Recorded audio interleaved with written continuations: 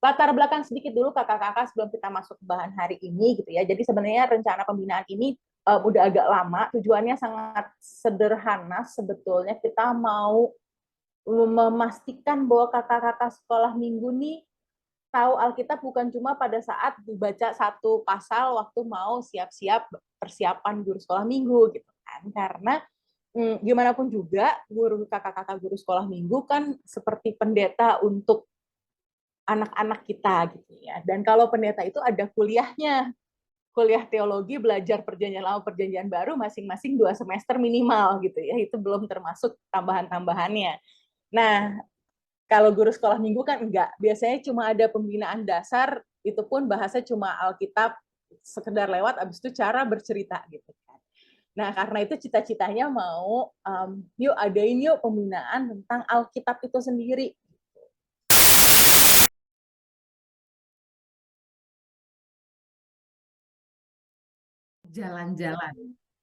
Jalan-jalan di dalam Alkitab nih. Nah, untuk bisa jalan-jalan itu, menurutku, secara mindset harus seperti mindset anak kecil yang selalu kepengen tahu, dapat informasi baru, wow, gitu ya, gitu. Jadi nggak kayak orang gede yang, tapi kan ininya gini, gitu.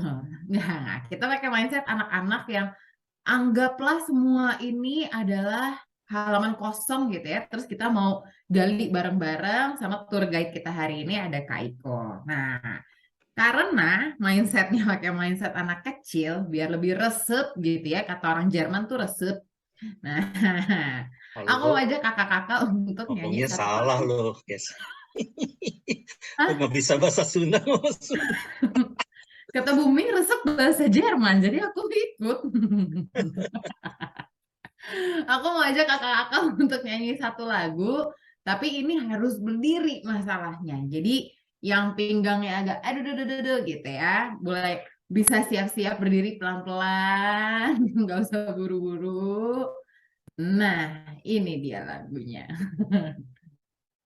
Ya, Kakak berdirinya nyanyi di kursi. bareng-bareng ya. Aku mau lihat semua pakai gaya Kak Lis. Tolong dipolisiin siapa yang pakai gaya, siapa yang enggak. Ya,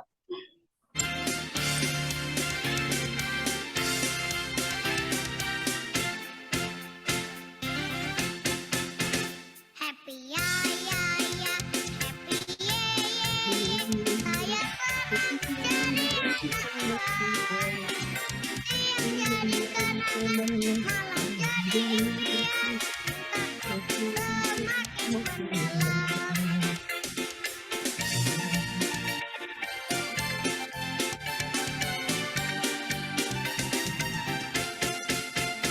Happy ya ya ya, happy ye ye. Aku senang dari aku, siang jadi tenang, malam jadi riang, hidupku semakin indah.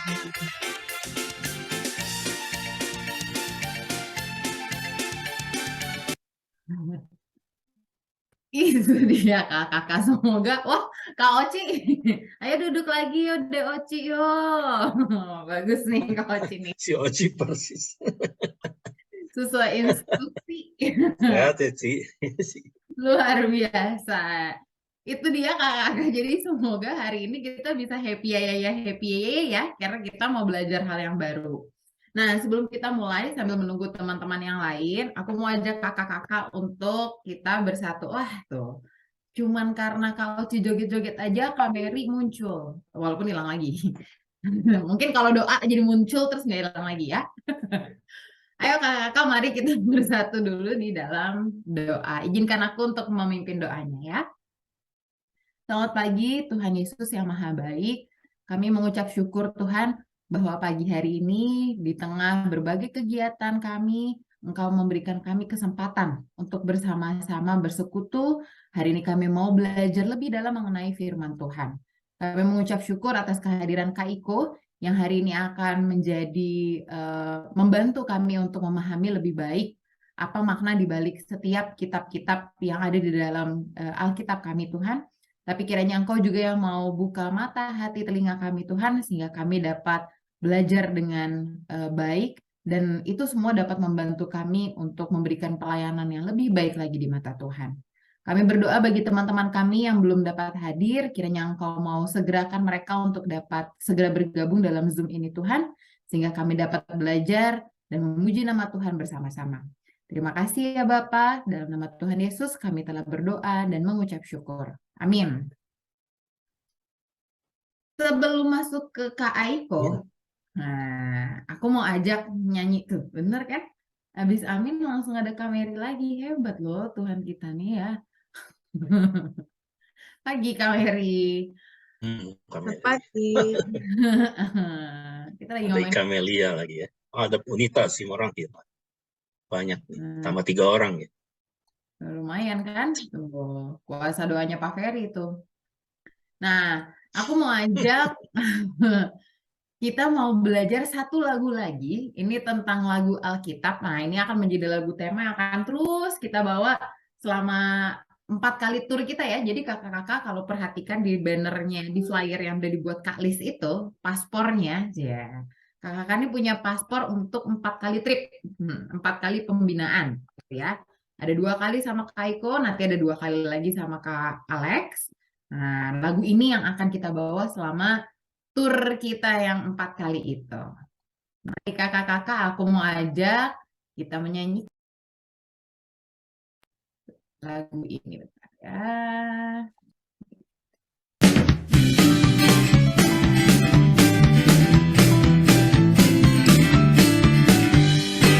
Kejadian Keluaran Imamat, Bilangan Ulangan, Yosua Hakim Rut 2 Samuel,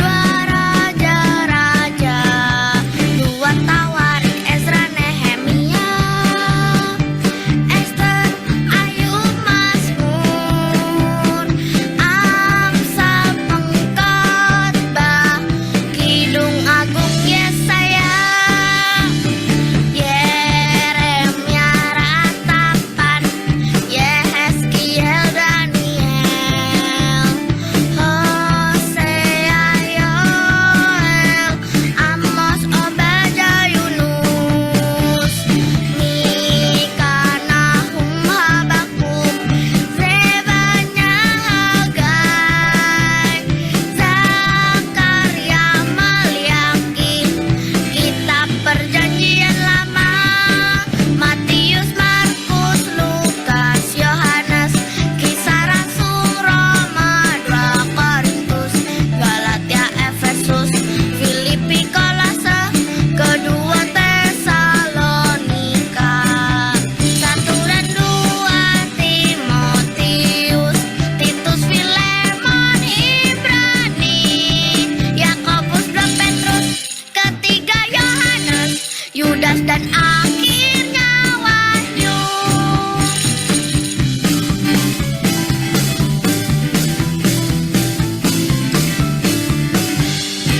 Kejadian Keluaran Imamat, Bilangan Ulangan, Yosua Hakim Rut 2 Samuel, 2 Raja-Raja, 2 Tawarik Ezra Nehemia,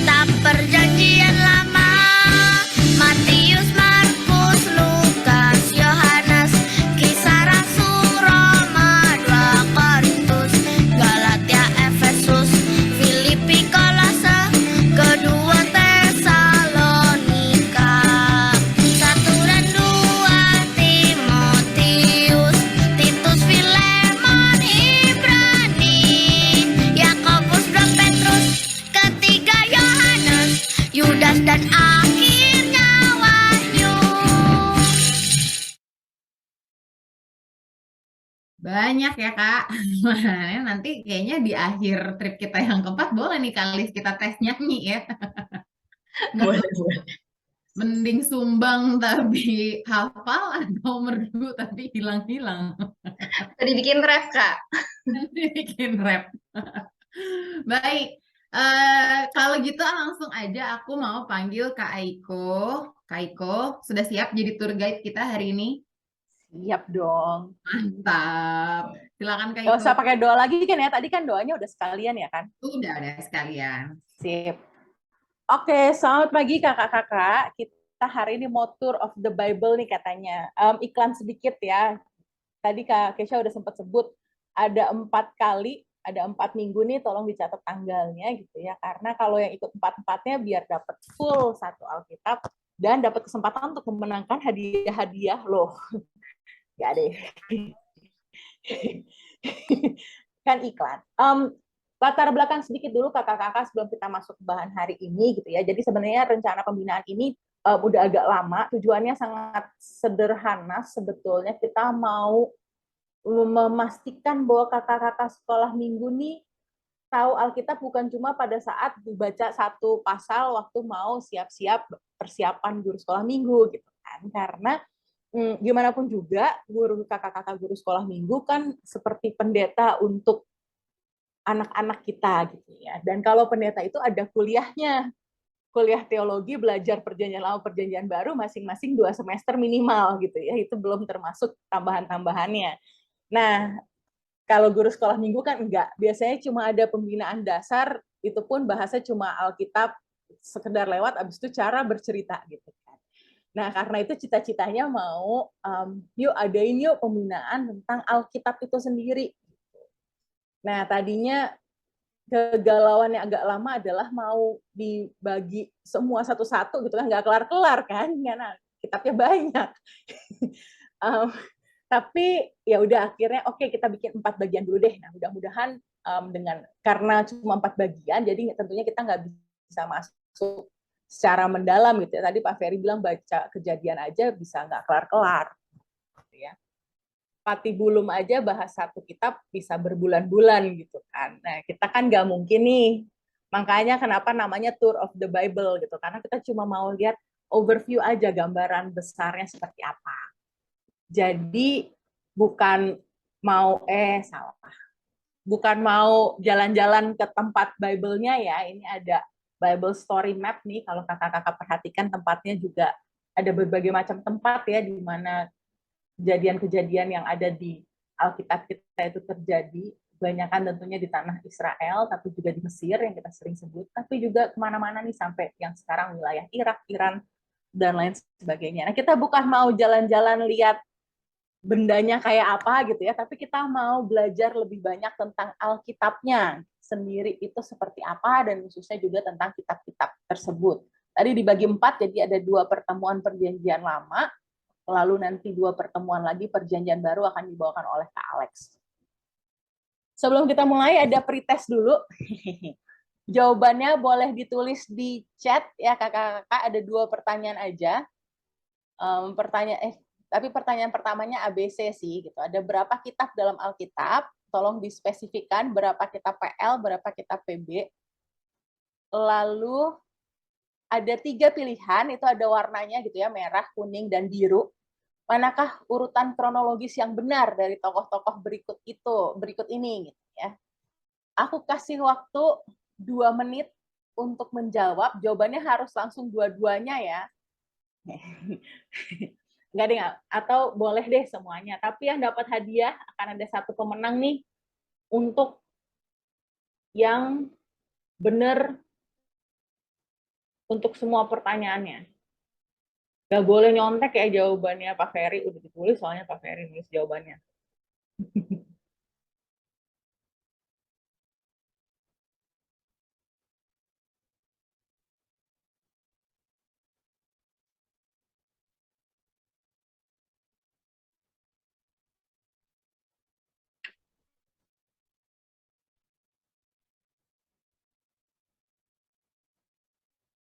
Tadi aku bilang waktunya berapa ya? 2 menit ya? Ya udah 2 menit. 2 menit. Sampai 9.24.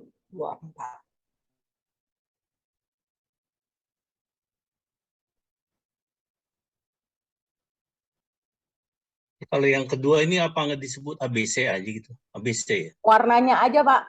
Merah, kuning, apa Merah, biru? kuning, atau biru. Aduh, di saya kabur malah warnanya nih. Waduh. Merah, kuningnya nggak seru. Oh, kuning yang atasnya yang biru Kuning itu yang ya? atas. kanan. Betul. Oke, Ya, merah, betul. kuning, dan biru ya. Boleh, kalau mau dibikin ABC aku tulisin ya. Sebentar.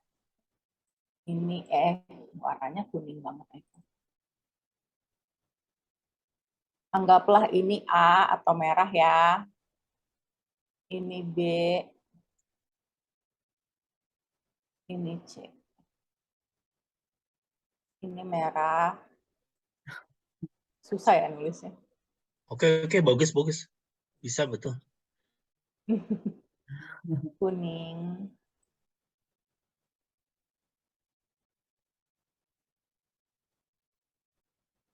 Dan biru. Salah. Nah, itulah ya.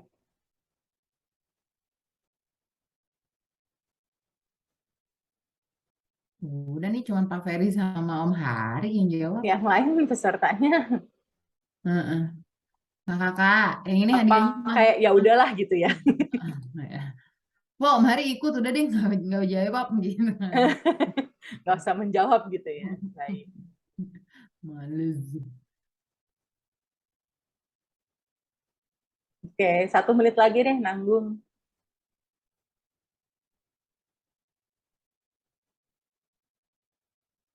Ini Saya suka dengan angka 6 loh ya. Ini sambil sharing boleh dong ya? boleh, Pak. Boleh, tapi 6 1 itu menit kan loh Pak angka Ferry. manusia menurut kitab Kejadian 1 apa 2 ya. Tapi saya pengalaman baru-baru ini gigi saya bermasalah. Yang geraham kiri atas itu nomor 6 dari depan kalau dihitung. Itu akhirnya mesti dicabut karena patah sampai ke akarnya, nggak bisa diakalin lagi. Nah, ternyata waktu kehilangan yang si nomor 6 ini, bagi saya terasa sekali, dan akhirnya saya mengilhami dan mengimani gitu, dalam tanda petik, nomor 6 ini sangat berguna untuk manusia. Karena tidak ada angka 6 ya tidak ada manusia. Itu aja sih. Thank you. Asik. Makanya kan Luar Alkitab biasa. Oke. kotanya 66 kan? Saya bersihkan dulu ini. Oke, Yang nah senang kakak-kakak. numerologi ya itulah.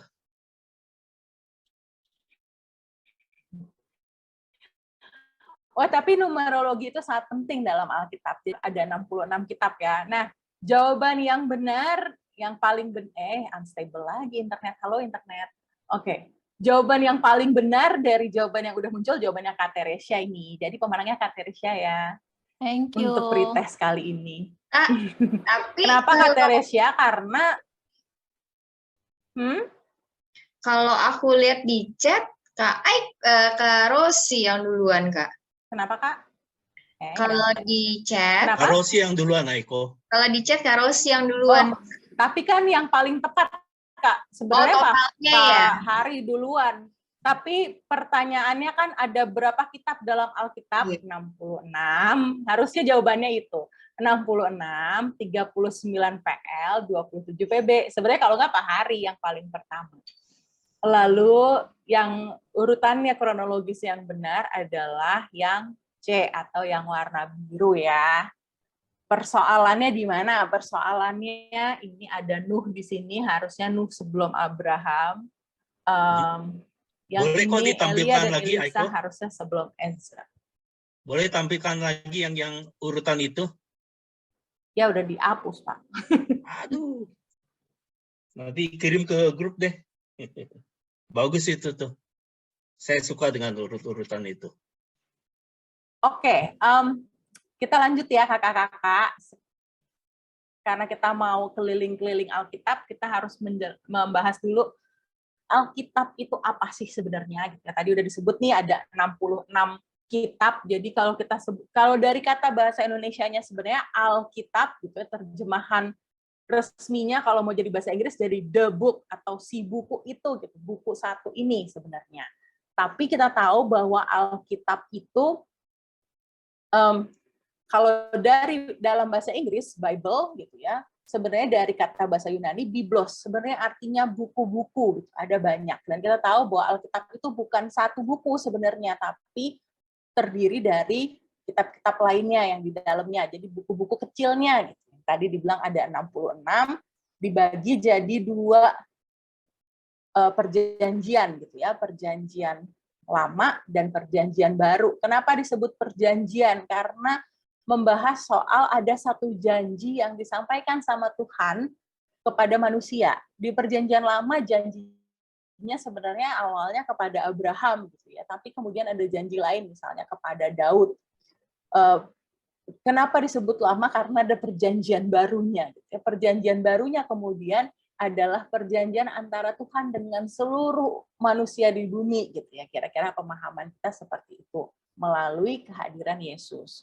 Nah, yang ada di dalam Alkitab kita sebenarnya kumpulan buku yang sangat beragam. Jadi ini penting untuk diingat bahwa dia tuh beragam gitu ya, bukan satu jenis. Alkitab tuh bukan buku cerita misalnya, bukan juga dokumen sejarah, jadi bukan juga laporan berita gitu ya, tapi ada macam-macam bentuknya. Ada yang memang bentuknya cerita, ada yang bentuknya puisi, ada yang sebenarnya bentuknya lagu, tapi kemudian lagunya udah hilang gitu ya, karena tidak tertuliskan di Alkitab kita nadanya kayak apa, jadi kita bikin nada sendiri, makanya kenapa ada Mazmur dalam berbagai versi misalnya. Ada lagi yang bentuknya kalau disebut sebagai sastra apokaliptik gitu ya, jadi membahas tentang akhir zaman misalnya, tapi dengan simbol-simbol yang mungkin kita bacanya, wow, apa nih kok serem gitu ya, tapi sebenarnya ada makna di balik semua itu. Nah, salah satu hal lain yang juga ada banyak dalam Alkitab adalah numerologi, tadi disebut sama Pak Ferry gitu ya. Tapi dari situ macam-macam banget. Kenapa bisa macam-macam? Karena yang nulis saja lebih dari 40, itu pun yang sekedar ketahuan namanya. Jauh lebih banyak penulis yang nggak ketahuan namanya siapa nih sebenarnya yang nulis. Ceritanya awalnya di mana nggak tahu. Ditulisnya ada di berbagai tempat yang berbeda juga gitu ya. Dan bahasanya pun beda-beda. Jadi kitab Perjanjian Lama secara keseluruhan ditulis dengan bahasa Ibrani, tapi bahasa Ibraninya pun sama seperti bahasa Indonesia gitu ya. Kalau kita baca buku yang ditulis tahun 70-an sama buku yang ditulis tahun 2022, pasti kita akan membedakan gitu ya. Ini kok bahasanya lain banget, yang ini kok susah misalnya, kok ini ada kata-kata yang kita nggak tahu, karena bahasa itu kan terus berkembang. Jadi meskipun satu perjanjian lama ditulis dalam bahasa Ibrani, tapi sebenarnya ada perbedaan-perbedaannya juga gitu antara tahun penulisnya. Lalu nanti perjanjian baru ke Alex pasti akan bahas juga, tapi ditulis dalam bahasa Yunani Koine, tepatnya Yunani Alkitab, yang berbeda juga dari bahasa Yunani zaman sekarang, tapi ada beberapa bagian yang ditulis dalam bahasa Aram yang saat itu dipakai, gitu ya, termasuk yang bahasa Yunani juga dikatakan Yesus sebenarnya ngomongnya bahasa Aram, bahasa sehari-harinya, kemudian ceritanya ditulis dalam bahasa Yunani. Nah, sampai ke kita sekarang gitu ya, udah diterjemahin nih gitu kan. Yang kita punya kan Alkitab dalam bahasa Indonesia atau dalam bahasa Inggris. Terus biasanya suka jadi pertanyaan, loh tapi bahasa Inggris saja terjemahannya banyak. Kalau bahasa Indonesia terjemahannya untungnya cuma 3 sih sebenarnya, tapi yang paling sering kita pakai kan yang terjemahan baru lebih dari 3. Tapi oke, yang paling sering kita tahu adalah terjemahan baru. Waktu itu sempat ada terjemahan baru edisi tahun 2000 kalau nggak salah, tapi kemudian karena banyak jemaat yang pusing gitu ya, karena kok kata-katanya beda, pas lagi baca Alkitab kok ayatnya beda, jadi itu kayaknya nggak keluar lagi gitu. Jadi adanya cuma terjemahan baru tahun 74 kalau nggak salah. Lalu ada bahasa Indonesia sehari-hari, gitu, dan setelah itu ada penerjemahan lain. Nah, kita meyakini bahwa semuanya tuh Alkitab. Gitu ya. Jadi kalau mau dilihat yang benar-benar Alkitab yang mana sih? Nah, semuanya sama, mau terjemahannya apapun, kalau itu dari terjemahan Alkitab, yaitu adalah Alkitab kita, gitu ya. Itu pemahaman kita. Tapi tentunya ada masalah di situ, karena ketika sesuatu diterjemahkan, pasti ada perubahan-perubahan, gitu ya. Apakah perbedaan kata, apakah perbedaan makna, kadang-kadang karena kata yang satu digunakan seperti ini, mungkin bisa pemaknaannya berbeda. Nah, dari situ kemudian muncul banyak perdebatan-perdebatan gitu ya. Tapi ya udahlah. Untuk saat ini kita pegang aja, oke, bahwa Alkitab kita memang melalui proses terjemahan. Nah, sebenarnya secara imannya gitu ya, yang perlu kita ingat, kenapa terus kita mengimani bahwa Alkitab ini nih yang ditulis nggak tahu sama siapa gitu ya, karena penulisnya banyak banget, di tempatnya macam-macam, melalui penerjemahan, bahkan juga melalui proses yang sebelum kanonisasi ya, proses di mana tadinya tuh cerita yang disampaikan secara oral, kemudian tercatat, kemudian tercatatnya itu dikopi oleh penulis-penulis gitu ya, dan kemudian disebarluaskan, dikopi lagi. Jadi sebenarnya prosesnya itu sangat panjang dan sangat banyak sekali yang dilewati gitu. Yang secara manusia itu nggak mungkin gitu ya. Kayak ini pasti, makanya kalau kita bilang sebagai dokumen sejarah ya pasti adalah kesalahannya. Bahkan di satu Alkitab misalnya di kolom A katanya rajanya si ini, di bagian lain nanti nama rajanya lain gitu. Ini gimana sih? Kalau kita lihatnya sebagai dokumen sejarah jadi bingung.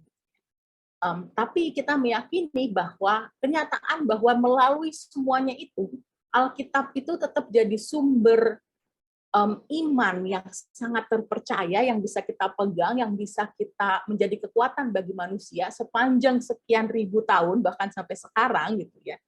Itulah sebenarnya bukti bahwa Alkitab ini bukan buku biasa. Alkitab yang kita miliki saat ini bukan sekedar buku gitu. Nah, ini detailnya gitu ya, ini buku-buku tentunya dalam bahasa Inggris, tapi gambarnya lucu soalnya, jadi aku pakai yang ini. Ini perjanjian lama dan perjanjian baru, sesuai urutan yang kita punya saat ini, kalau kakak-kakak pegang Alkitabnya dan sesuai lagu yang tadi kita pegangkan bentuknya seperti ini gitu ya. Nah, yang perlu diingat adalah urutan ini bukan urutan kronologisnya. Jadi bukan terjadinya seperti itu. Makanya tadi kalau Yesaya kok sebelum Ezra gitu ya, karena sebenarnya secara kronologisnya Yesaya duluan, baru Ezra dan Nehemia gitu ya. Tapi kalau dari segi penyusunan yang dalam Alkitab kita saat ini, memang Ezra, Nehemia, Ester, Ayub, baru nanti Yesaya di bawah-bawah. Sebenarnya penyusunan ini kurang lebih sih, sepenuhnya adalah berdasarkan kitab apakah dia. Jadi kita tahu bahwa kitab yang 5 di atas ini itu adalah kitab Taurat, gitu ya, atau Pentateuch disebutnya juga. Kadang-kadang kita sebut kitab-kitab Musa. Lalu dari Yosua sampai Ester itu adalah kitab-kitab sejarah. Dan ini yang akan kita bahas hari ini, sebenarnya dari Kejadian sampai Ester. Nanti minggu depan kita akan bahas mulai dari, bukan minggu depan, maksudnya di pertemuan berikutnya, kita akan bahas dari Ayub sampai Maleaki, yang adalah ini kitab-kitab kebijaksanaan gitu ya, dari Ayub sampai Kidung Agung, Song of Songs. Lalu ada kitab nabi-nabi, ada nabi besar, ini sebenarnya berdasarkan ukurannya gitu ya, nabi besar, Yesaya, Yeremia, Yeskiel sampai Daniel, ini kitab nabi besar. Dengan ada ratapan di sini agak kecil, kenapa dia terselip di tengah-tengah, karena dia ditulis oleh Yeremia, gitu ya, namanya kitab ratapan Yeremia, jadi dia ada di tengah-tengah sini. Lalu kitab nabi-nabi kecil, karena bukunya kecil-kecil gitu ya, jadi namanya bukan karena nabinya terkenal makanya nabi besar, nabi kecil, tapi karena bukunya tebel sama tipis gitu ya. Lalu nanti yang perjanjian baru kita bahas lebih lanjut. Kita lihat kronologisnya jadi gimana nih? Kalau dilihat secara kronologis atau berdasarkan urutan waktunya, sebenarnya kayak gini. Jadi ada cerita kejadian gitu ya, asal muasal segala sesuatu gitu. Lalu di tengah-tengah situ ada cerita Ayub. Jadi Ayub ini sebenarnya berdasarkan penelitian dan hasil diskusi yang sangat panjang oleh banyak orang gitu ya, bahwa cerita Ayub ini bukan cerita kronologis, makanya nggak ada waktunya, nggak ada pada saat itu di zaman Raja Daud misalnya hiduplah seorang bernama Ayub, nggak ada di cerita Ayub, nggak pernah ada detailnya kapan sebenarnya Ayub hidup. Dan akhirnya menurut para ahli teologi gitu ya mengatakan bahwa si Ayub ini sebenarnya bukan tokoh yang pernah hidup di dalam dunia ini, tapi lebih pada satu cerita kebijaksanaan yang disampaikan untuk menceritakan bagaimana seseorang tuh tetap percaya sama Tuhan meskipun mengalami berbagai hal-hal yang buruk dalam hidupnya. Makanya tempatnya tuh biasanya setelah kejadian, karena pokoknya kejadian kan cerita tentang awal-awal, lalu ada nih tokoh bernama Ayub, gitu, sebuah cerita yang muncul. Lalu dari situ kita masuk ke kitab-kitab Musa gitu ya, kitab Keluaran, Imamat, Bilangan, Ulangan. Gitu ya. Lalu Yosua, Hakim-Hakim, Rut itu masih sama urutannya semua, 1 Samuel. Lalu ada Mazmur di situ. Kenapa Mazmurnya nyelip di tengah-tengah? Karena Mazmurnya itu kebanyakan sebagian besar ditulis oleh Daud. Jadi pada saat Daud menjadi raja tentunya timeline-nya. Lalu ada Tawarikh, Tawarikh dan raja-raja ini juga kebalik ya. Kalau kita kan raja-raja dan Tawarikh, tapi ini kebalik. Jadi Tawarikh dulu. Kenapa? Karena Tawarikh sebenarnya ada cerita dari Samuel dan juga raja-raja.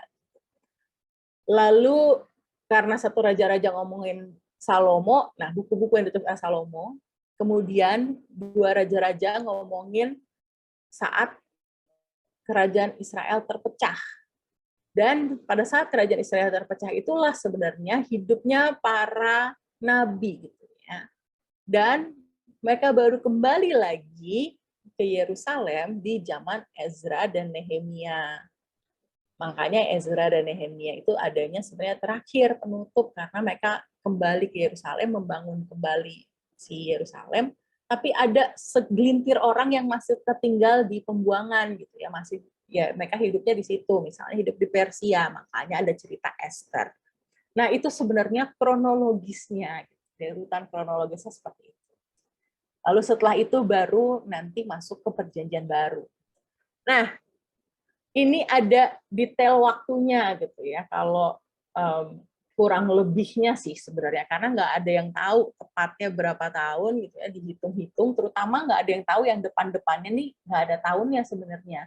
Jadi kalau dihitung mundur, kita baru bisa masuk paling cepat, kita masuk di cerita Abraham, sekitar 2000 tahun sebelum Masehi.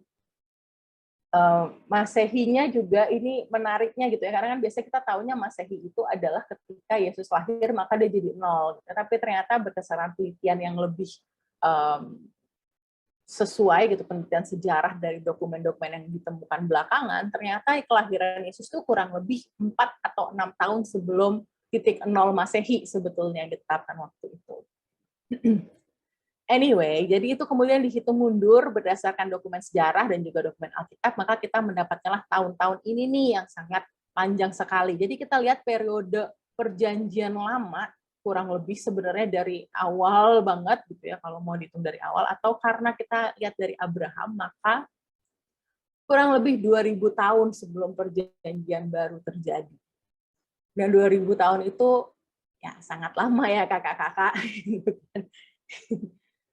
Nah, kita masuk ke penjelasan ini ya. Kitab Taurat atau Pentateuch ada 5 gitu ya.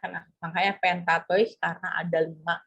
Kejadian, Keluaran, Imamat, Bilangan, dan Ulangan. Nah, siapakah yang menulis kitab-kitab ini? Ada yang mau jawab? Musa, Kak. Musa. Itu Musa plus yang kejadian Musa plus. itu. Ya. Oke. Plusnya entah siapa ada. Nah, ini ya. Emang pada umumnya standarnya kita tahunya ditulis oleh Musa. Aku pakai tanda tanya nih karena misalnya kalau Musa yang nulis, ya masa dia nulis dirinya sendiri. Adapun Musa ialah seorang yang sangat lembut hatinya, lebih dari setiap manusia di atas muka bumi. Ini bilangan loh, belum sampai terakhir Ulangan. Biasanya orang-orang ngomonginnya yang Ulangan, karena kan lalu matilah Musa hamba Tuhan itu di tanah Moab sesuai dengan firman Tuhan dan dikuburkan. Ya masa Musa bisa nulis tentang dia mati terus dikuburkan di mana gitu ya. Terus dia bilang, ya mungkin dia bisa melihat masa depan ya. Ya, oke, tapi kan nggak mungkin dia bisa sampai tahu kapan dia mati, matanya belum kabur, kekuatannya belum hilang gitu. Orang Israel menangisi Musa gitu. Terus habis itu katanya, oh berarti ini Yosua kali yang nulis. Jadi setelah Musa mati, Yosua yang nulis gitu. Masa Yosua nulis sendiri dan Yosua penuh dengan roh kebijaksanaan? Sombong banget dong nih tokoh-tokoh ini gitu kan, menulis tentang dirinya sendiri kok kayak gitu. Nah, dari pertanyaan itu sebenarnya para ahli tentunya jadinya kayak, wait, kayaknya nggak mungkin nih ditulis oleh Musa gitu kan, makanya kemudian ini jadi bahan diskusi teologis yang sangat panjang dan dicari lagi. Selain itu juga, selain dari cerita-cerita ini ya, karena kayaknya kok nggak mungkin kalau nulis tentang diri sendiri pakai orang ketiga, terus ya itulah tadi ya misalnya menyatakan dirinya sendiri sangat lembut hati dan lain sebagainya. Nah, dalam penelitian tentunya kembali ke bahasa aslinya dalam bahasa Ibrani dan juga dari dokumen-dokumen yang ditemukan. Lalu ada satu orang nih, satu teolog namanya Wellhausen yang mengatakan bahwa, atau yang sebenarnya bukan mengatakan, sebenarnya para teolog mengatakan hal yang sama gitu ya, kayaknya ini dari sumber yang berbeda-beda. Tapi Wellhausen yang memberi nama gitu, makanya kemudian dikenalnya sebagai dia yang menyebut, ini disebutnya teori sumber gitu ya. Jadi ada paling tidak 4 sumber yang berbeda. Ada sumber Yahweh, katanya sumber Yahwis atau sumber Yahweh. Ini dikenalinya berdasarkan apa? Berdasarkan kata yang dipakai. Jadi ketika kita dilihat dalam bahasa aslinya gitu, maka ada bagian-bagian yang ditulis dengan menyebut Tuhan sebagai Yahweh, nama aslinya Tuhan gitu ya. Tapi ternyata tidak semua, karena tiba-tiba ada satu bagian yang nyebutnya Elohim, Tuhan yang sama tapi disebutnya Elohim. Oke, berarti ini sumber yang berbeda nih. Kemudian ada 2 sumber lagi, yaitu sumber Deuteronomis dan sumber internet connection unstable melulu. Lalu sumber Pristis atau sumber imam gitu ya, yang ditulis oleh para imam Harun nih. Lihatnya dari mana? Kita coba cek ya kakak-kakak, cek di Alkitab masing-masing. Yang paling sederhana, yang paling sering aku jadiin contoh sebenarnya cerita Kejadian awal, pasal 1 dan 2.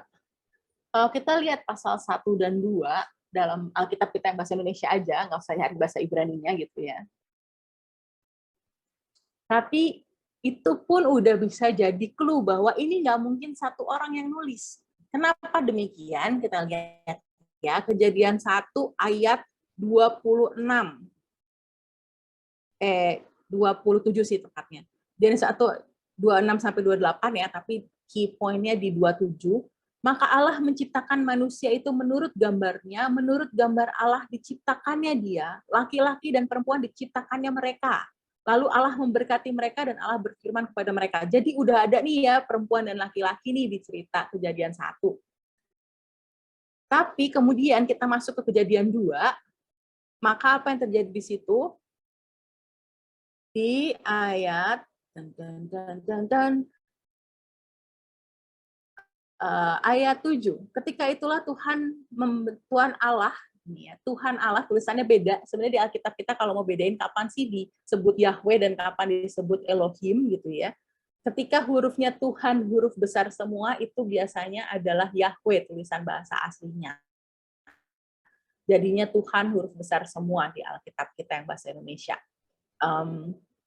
Ketika itulah Tuhan Allah membentuk manusia itu dari debu tanah menjadi makhluk yang hidup, tapi makhluk yang hidup di sini cuma laki-laki, karena setelah itu ada kejadian dibuatlah Hawa dari tulang rusuk manusia itu. Jadi cerita Kejadian 1 dan Kejadian 2 ini nggak nyambung kan sebenarnya. Kalau ditulis oleh satu orang, masa tadi di awal dia bilang Allah menciptakan manusia itu laki-laki dan perempuan, terus di ayat di pasal kedua beberapa saat kemudian dia nulis, oh tapi Allah menciptakannya manusia itu laki-laki, setelah itu nggak ketemu pasangannya, baru dia ketemu perempuan. Bingung kan? Kok bisa ya? Kok ada 2 cerita? Nah, karena 2 sumber yang berbeda sebenarnya. Jadi sumber yang di depan, pasal 1 itu kemungkinan besar dari sumber Elohis, gitu ya. Makanya dia menyebutnya Tuhan, menyebutnya Allah, Elohim. Kalau di pasal kedua, kemungkinan besar dari sumber Yahwis atau Yahweh, makanya dia sebutnya selalu Tuhan Allah. Kalau kita perhatikan seluruh pasal 2 tuh Tuhannya Tuhan Allah, huruf besar semua Tuhannya gitu ya, dari sumber Yahweh. Nah, itu clue sedikit gitu ya tentang si kitab-kitab Taurat ini, tapi kemudian itu juga berlaku pada semua bagian-bagian lain, bahwa ternyata ada sumber-sumber, bahkan kadang-kadang di tengah-tengah yang diselipkan, yang kok kayaknya bahasanya berbeda, gitu ya, gaya bahasanya berbeda. Dan kalau kita lihat dari perkiraan tahun-tahunnya, ini bedanya sekitar 500 tahun gitu ya, antara sumber Yahweh sekitar tahun 950 dan sumber Pristis ditulisnya sekitar tahun 450 sebelum Masehi. Jadi ada perbedaan 500 tahun. Makanya ada perbedaan bahasa, gaya bahasa yang berbeda. Nah, kemudian kok bisa jadi satu kumpulan kitab dari 1 sampai 5 gitu ya. Ini ada orang yang mengkompilasinya, menjadikannya jadi satu dari sumber-sumber yang berbeda-beda itu. Katanya mungkin kemungkinan besar adalah Ezra yang menyatukannya. Dari mana definisi kok bisa mungkin ditulis oleh dikompilasi oleh Ezra? Karena ceritanya kan bangsa Israel ini terpecah belah gitu ya ke berbagai kerajaan Israel Utara dan Selatan, kemudian mereka juga terpecah belah ke tempat pembuangan yang berbeda-beda, baru kemudian mereka kembali ke Yerusalem, mendirikan kembali tembok Yerusalem, dan kemudian disitulah Ezra membacakan kembali gitu ya semua peraturan-peraturan yang pernah disampaikan oleh Musa. Makanya dari situ ditariklah bahwa kemungkinan si Ezra ini kerjanya gitu ya, yang dia lakukan adalah mengumpulkan nih semua cerita-cerita ini, lalu dia bisa punya satu kumpulan gitu ya. Tapi tentunya itu kemungkinan mungkin juga orang-orang lain atau Ezra beserta timnya gitu ya, Ezra dan timnya yang lain, para imam-imam saat itu.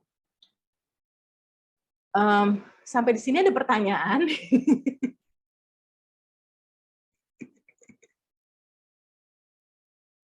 Kalau ada pertanyaan, diselipin aja gitu ya. apa tuh Pak? Tetap yang mungkin pertanyaan yang belum terjawab sampai sekarang, yaitu Adam dan Hawa tuh fiktif atau apa sih? Itu aja. Susah itu pertanyaannya. Ini, nah makanya kenapa kita sebenarnya kalau mau baca Kejadian aja mungkin butuh 1 tahun kayaknya bahas kitab Kejadian aja ya. Itu pun mungkin belum selesai bahasnya. Tapi coba kita jawab secara singkat ya Pak Ferry, supaya nggak bingung gitu ya. Apakah Adam dan Hawa fiktif? Kita harus lihatnya seperti ini. Balik lagi ke ini ya, dari sumber yang berbeda ini, dan kemudian alasan dituliskannya. Mungkin sebelum alasannya, tahun dituliskannya. Jadi dari situ kita tahu bahwa dari sini ya, dari yang lagi kakak-kakak lihat nih sumber yang berbeda ditulisnya 950 sebelum Masehi. Sangat jauh dari cerita awalnya, kejadian awalnya. Nah, jadi asal muasal cerita awalnya dari mana dong? Dari cerita yang disampaikan secara oral turun-temurun. Nah, kalau kita menceritakan tentang sesuatu secara turun-temurun, maka yang kita ceritakan apa? Yang kita ceritakan yang kita ketahui, gitu kan? Pengalaman yang kita miliki, yang kita mungkin dengar juga dari orang tua kita cerita tentang ini.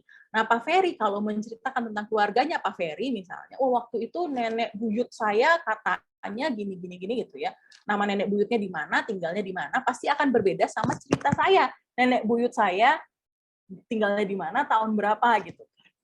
Nah, kita harus bayangkan bahwa yang menuliskan atau mengkompilasi ini ada tujuannya, yaitu ini cerita sejarah bangsa Israel gitu ya, kehidupan bangsa Israel. Maka yang diceritakan nenek moyangnya bangsa Israel nih gitu. Nenek moyang bangsa Israel, makanya kemudian yang ceritakan, ini menariknya gitu ya. Yang diceritakan adalah ada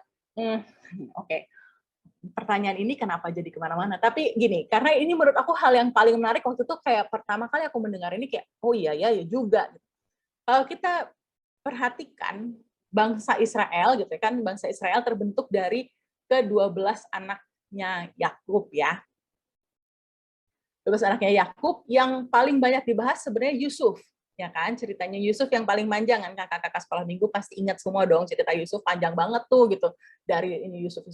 Tapi kemudian setelah Yusuf jadi pemimpin di Mesir, abis itu nggak ada lagi ceritanya gitu ya. Udah dia nikah di Mesir, meninggal di Mesir gitu, nggak ada lagi lanjutannya. Anaknya Manasye sama ini yang cerita diangkat sama Manasye sama Efraim yang diangkat oleh Yakub jadi penggantinya Yusuf bahkan. Makanya nggak ada suku Yusuf, nggak ada, adanya suku Manasye dan Efraim gitu ya, karena diangkat oleh Yakub. Jadi Yusuf yang tadinya ceritanya panjang tuh hilang gitu, cuma cerita aja. Kenapa? Karena ada fungsinya bahwa dia tuh diceritakan karena gara-gara dia nih gitu, gara-gara dia bukan dalam hal negatif ya. Gara-gara dia kita ada di Mesir waktu itu, sebelum kita kemudian keluar dari Mesir.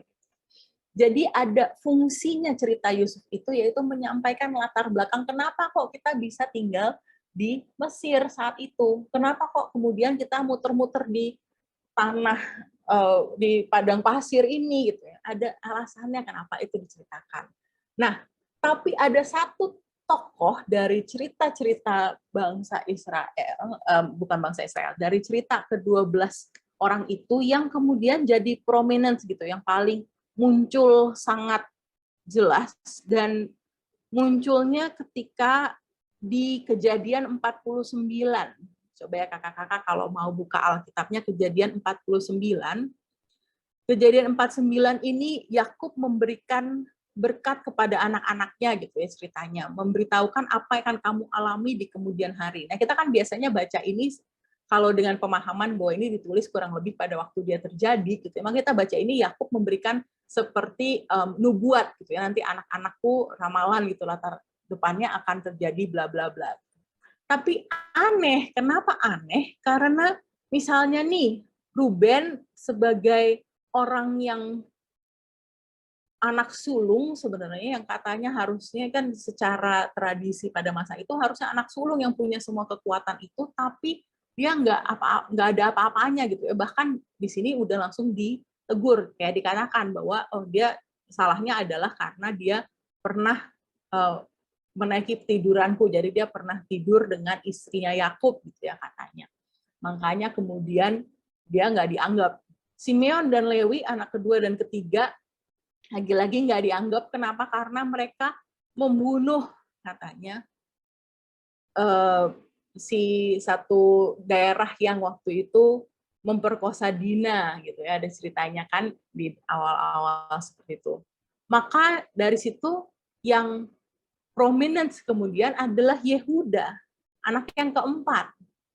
Yehuda, engkau akan dipuji oleh saudara-saudaramu, pokoknya luar biasa sekali gitu ya. Dan kemudian ketika kita baca lebih lanjut lagi, Yehuda akan menjadi tongkat kerajaan, tidak akan beranjak dari Yehuda ataupun lambang pemerintahan dari antara kakinya dan seterusnya dan seterusnya dan seterusnya gitu. Terus yang lain ya udahlah gitu, pokoknya mereka semua hidup, cuma Yehuda doang nih yang luar biasa hebat banget. Nah, ketika kita lanjutkan cerita Perjanjian Lama juga sampai masuk di cerita raja-raja gitu ya. Ketika mereka terpisah kerajaan Israel dan kerajaan Israel. Israel Utara dan Israel Selatan. Maka yang satu adalah kerajaan siapa? Kerajaannya Yehuda. Kerajaannya Daud. Dan kemudian lebih lanjut lagi, semua yang lain itu terhapus gitu ya. Mereka meninggal, mati. Tinggal satu, semua keturunannya Yehuda. Yang kemudian makanya kenapa di Perjanjian Baru kita menyebutnya bukan lagi bangsa Israel, tapi orang-orang Yahudi. Dari kata Yehuda. Jadi sebenarnya yang kita baca nih adalah sejarahnya si keturunannya Yehuda. Makanya yang cerita yang penting, tokoh yang wow hebat banget adalah Yehuda, karena ini bapak buyut gua nih gitu kan. Nah, dari situ itu yang kita ingat dulu gitu ya, bahwa ini latar belakangnya gitu nih, sudut pandangnya adalah ini ditulis sama orang-orang yang meyakini orang-orang yang taunya ceritanya adalah mereka nih keturunannya Yehuda gitu kan. Makanya mereka hidupnya saat itu sebagai anak-anak keturunan Yehuda. Dari situ kemudian mereka menariklah cerita latar belakangnya. Dan karena butuh cerita latar belakang sampai bentar, tapi awal muasalnya gimana nih? Maka dituliskanlah cerita pada mulanya belum ada apa-apa. Dunia belum berbentuk dan kosong. Karena itu dibutuhkan untuk menceritakan asal muasal depannya gimana sih gitu kan. Sebelum Yehuda terjadi itu ada apa gitu kan. Kan kita nyebutnya Allah Abraham, Ishak dan Yakub, kok nggak Allah Abraham, Ishak, Yakub dan Yehuda? Mungkin anak-anaknya nanya gitu kan. Ya karena Abraham, Ishak dan Yakub itu gitu kan. Jadi harus ada ceritanya gitu kan di balik itu. Nah, balik ke pertanyaannya Pak Ferry, Adam dan Hawa tuh jadi fiktif apa enggak gitu ya. Nah, kita nggak tahu, tapi mereka adalah dua tokoh yang diambil untuk diceritakan latar belakangnya. Apakah benar ada dua orang yang namanya Adam dan Hawa saat itu hidup di saat dunia belum ada isinya yang lain gitu ya? Ya mungkin ada, mungkin nggak tahu gitu ya. Mungkin nggak ada namanya Adam dan Hawa, mungkin itu dituliskan ceritanya kayak gitu. Tapi ada tujuannya kenapa mereka hidup di sana, karena ada satu pesan yang mau disampaikan. Jadi kalau dibilang fiktif atau enggak bisa ditentukan karena kita nggak tahu. Karena kalau misalnya Pak Ferry sekarang cerita tentang kakek buyutnya Pak Ferry kan saya nggak bisa menentukan dong itu fiktif apa enggak. Pak Ferry pun mungkin nggak tahu sebenarnya ceritanya benar apa enggak karena udah turun temurun ceritanya pokoknya katanya gitu. Tapi dulu kakek buyutnya kakekku dulu ini loh melawan Belanda gitu misalnya. Ya kita kan nggak tahu dia beneran melawan Belanda di mana dan itu cuma satu strik doang gitu. Dan ini kemudian menjawab pertanyaan kedua yang suka ditanyakan terkait dengan itu, kalau Adam dan Hawa benar misalnya ini hiduplah dua manusia Adam dan Hawa, terus anaknya Adam dan Hawa nikah sama siapa gitu kan waktu si Adam, Hawa, tunggu sampai lupa nama anaknya, siapa namanya, Kain dan Habel. Ketika Kain membunuh Habel, kemudian dia dibuang, kemudian beberapa saat kemudian dikatakan dia menikah dan membentuk satu ini. Ya kalau yang hidup cuma Adam dan Hawa dua orang doang, ini Kain nikah sama siapa kan nggak mungkin. Gitu. Jadi berarti apa? Adam dan Hawa bukan sebagai cuma dua mereka doang yang hidup saat itu, tapi mereka adalah contoh. Ini loh kakek buyut kita yang mau kita jadiin contoh. Ceritanya nih kayak gini gitu. Dan itu kemudian ditarik ceritanya ke bawah terus sampai ke cerita Yesus, bahkan juga sampai yang kemudian kita pahami saat ini. Makanya kemudian kita melihat Adam dan Hawa sebagai tokoh Alkitab yang kita hargai dan kita ceritakan ke anak-anak kita. Tapi kalau mau dibilang fiktif atau enggak, ya nggak tahu karena tahunnya udah jauh banget gitu ya. Tapi yang pasti mereka bukan dua orang itu doang yang hidup misalnya saat itu. Itu sih jelas kita bisa bilang enggak, bukan cuma mereka yang hidup. Tapi bahwa mereka dipilih untuk jadi contoh nih lo manusia pertama, nah itu tentunya kita akui sebagai benar. Ya, oke, thank you Aiko. Sementara ini ya saya merefer kata-kata pendeta Yoas ya, ya itulah misteri ya. Dan akhirnya kesimpulannya ya Adam dan Hawa ini hanya karangan nama dalam tanda petik ya. Entahlah apa ya, ya itulah. Tapi ya cukup bagus narasinya kan masuk di akal dan bisa diterjemahkan, bisa diceritakan mungkin secara ilmiah juga gitu. Thank you Aiko. Iya, sama-sama Pak. Nah, ini ada satu lagi ya. Ini biblical history gitu ya, yang kita lihat mungkin menentukan kapan ditulisnya tadi. Tadi udah sempat disebut, tapi untuk menggambarkan lebih jelas lagi gitu ya. Sebenarnya kemungkinan besar adalah tertulisnya nih cerita-cerita ini semuanya ditulisnya adalah pada saat pembuangan ini baru mereka dituliskan gitu. Ini garisnya ke sini ya. Ini ya garis ini. Dan mereka masuk di masa pembuangan nih. Nah, disinilah di mana kitab-kitab ini sebenarnya dituliskan. Cerita-ceritanya dituliskannya belakangan. Sama seperti ceritanya Yesus, cerita kehidupan Yesus itu juga ditulisnya bukan pada saat Yesus lagi hidup terus ada yang ngikutin dia nulis diary gitu, tapi nulisnya bahkan kitab pertama, Injil pertama yang dituliskan itu sekitar 100 tahun setelah Yesus udah meninggal, maksudnya udah naik ke surga lah ya gitu dalam pengertian itu. Jadi itu penting untuk diingat. Ini ceritanya tuh cerita belakangan gitu, bukan cerita pada saat kejadiannya terjadi. Dan karena itu makanya menjawab pertanyaan-pertanyaan misalnya kayak tadi di ayat yang mana tuh di ayat yang tadi sempat aku tampilkan soal Musa, ini salah. Di ayat ini misalnya, tidak ada orang yang tahu kuburnya sampai hari ini. Ini sebenarnya agak slip nih kalau misalnya kita bacanya dengan pemahaman bahwa loh Musanya masih hidup, Musa menulis, ini hari ininya kapan gitu. Kok bisa tidak ada yang tahu kuburannya sampai hari ini, nih hari ini kapan maksudnya. Nah, ketika kita membacanya dengan pemahaman bahwa ini nih ditulisnya pada saat gimana sih? Kalau kita memahami bahwa dia ditulisnya sekitar tahun 450 sebelum Masehi ini gitu ya. Maka dari situ kita bisa tahu bahwa yang dibilang sampai hari ini tidak diketahui itu adalah di masa ini loh, masa mereka lagi hidup di masa pembuangan ini, nggak ada yang tahu Musa tuh dikuburnya di mana. Lebih masuk akal jadinya ceritanya kan. Oke, nah itu tadi sebenarnya garis besar gitu ya. Lalu aku mau sedikit membahas sedikit tentang kelima kitab ini dari segi isinya. Yang pertama tentunya kitab Kejadian, ini tadi udah sempat disebut ya gitu ya. Kita tahu semuanya pasti hafal dong Kejadian 1-2 cerita tentang penciptaan gitu ya. Lalu ada Adam dan Hawa. Kejadian 1-2-3 nih biasanya yang paling penting, yang paling sering dibahas. Karena apa? Karena cerita Adam dan Hawa, penciptaan Adam dan Hawa, lalu jatuh ke dalam dosa. Poin penting dari iman kita gitu, itu yang ada di Kejadian. Lalu dari situ kemudian nanti setelah Adam dan Hawa, tokoh terkenal berikutnya siapa yuk kakak-kakak yang muncul di Kejadian? Abraham dong. Belum sampai, Pak. Nuh. Ya, Nuh dulu, betul. Jadi setelah Adam dan Hawa, maka tokoh terkenal berikutnya yang akan muncul di Kejadian ada Nuh. Baru setelah itu kita masuk ke Abraham. Abraham terus lanjut ke keturunannya ya. Jadi cerita Abraham, Ishak, Yakub beserta semua anak-anaknya.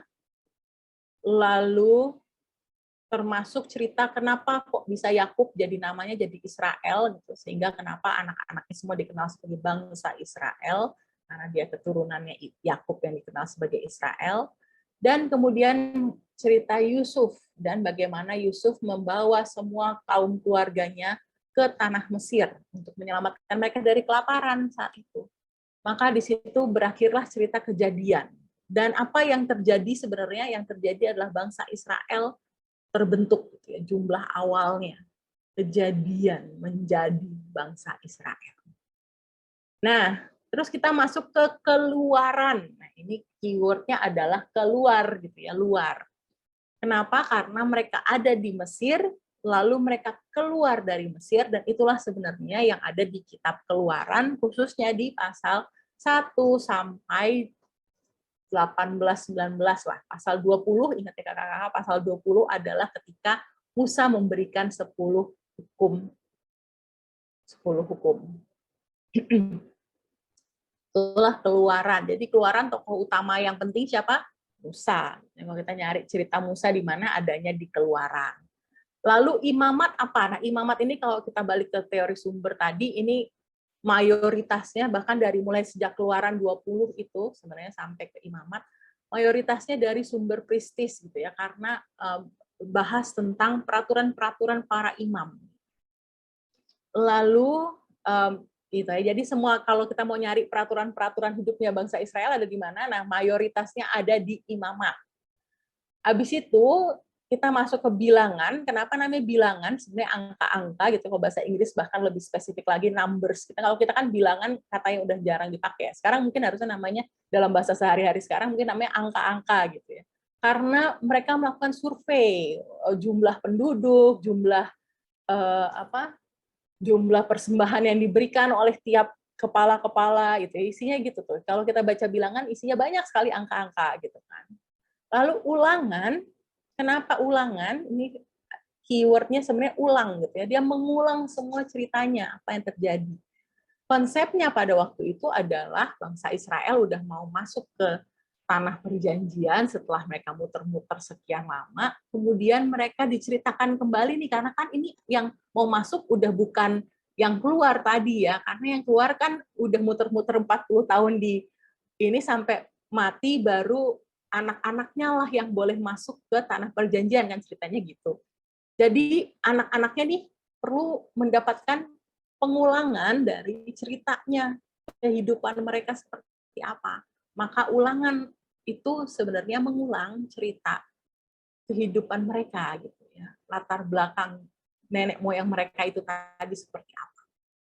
Nah, itu kelima kitab tersebut, maka kita siap untuk melanjutkan ke kitab-kitab sejarah. Tapi kita pause lagi di sini. Ada pertanyaan kakak-kakak?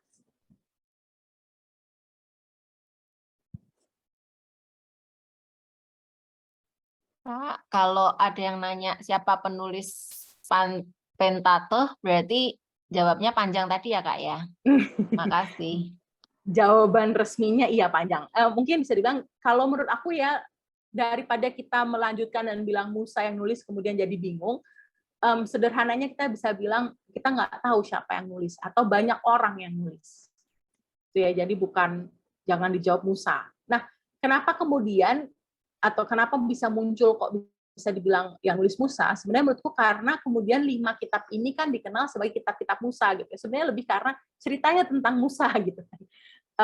Hukum-hukum Musa gitu. Jadi karena tokoh utamanya Musa, kemudian itu pun nanti disebutkan, kalau aku nggak salah, bahkan di Perjanjian Baru pun Yesus misalnya bilang seperti yang disebutkan dalam kitab-kitab Musa. Nah dari situlah muncul sebenarnya kenapa dianggapnya yang nulis Musa gitu. Padahal sebenarnya lebih ke kitab-kitab Musa karena tokoh utamanya Musa nih yang menyampaikan semua hukum-hukum ini dan lain sebagainya.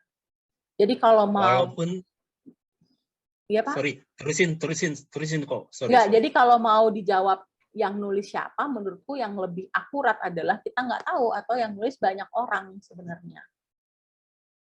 Ya, walaupun untuk generasi lama, ya syukur kalau generasi baru mungkin nanti dari kita orang yang menyatakannya gitu ya. Kalau generasi lama, kalau kita sebut kita nggak tahu siapa yang nulis, mungkin agak pasti pro kontra gitu ya. Udahlah, nggak apa-apa lah.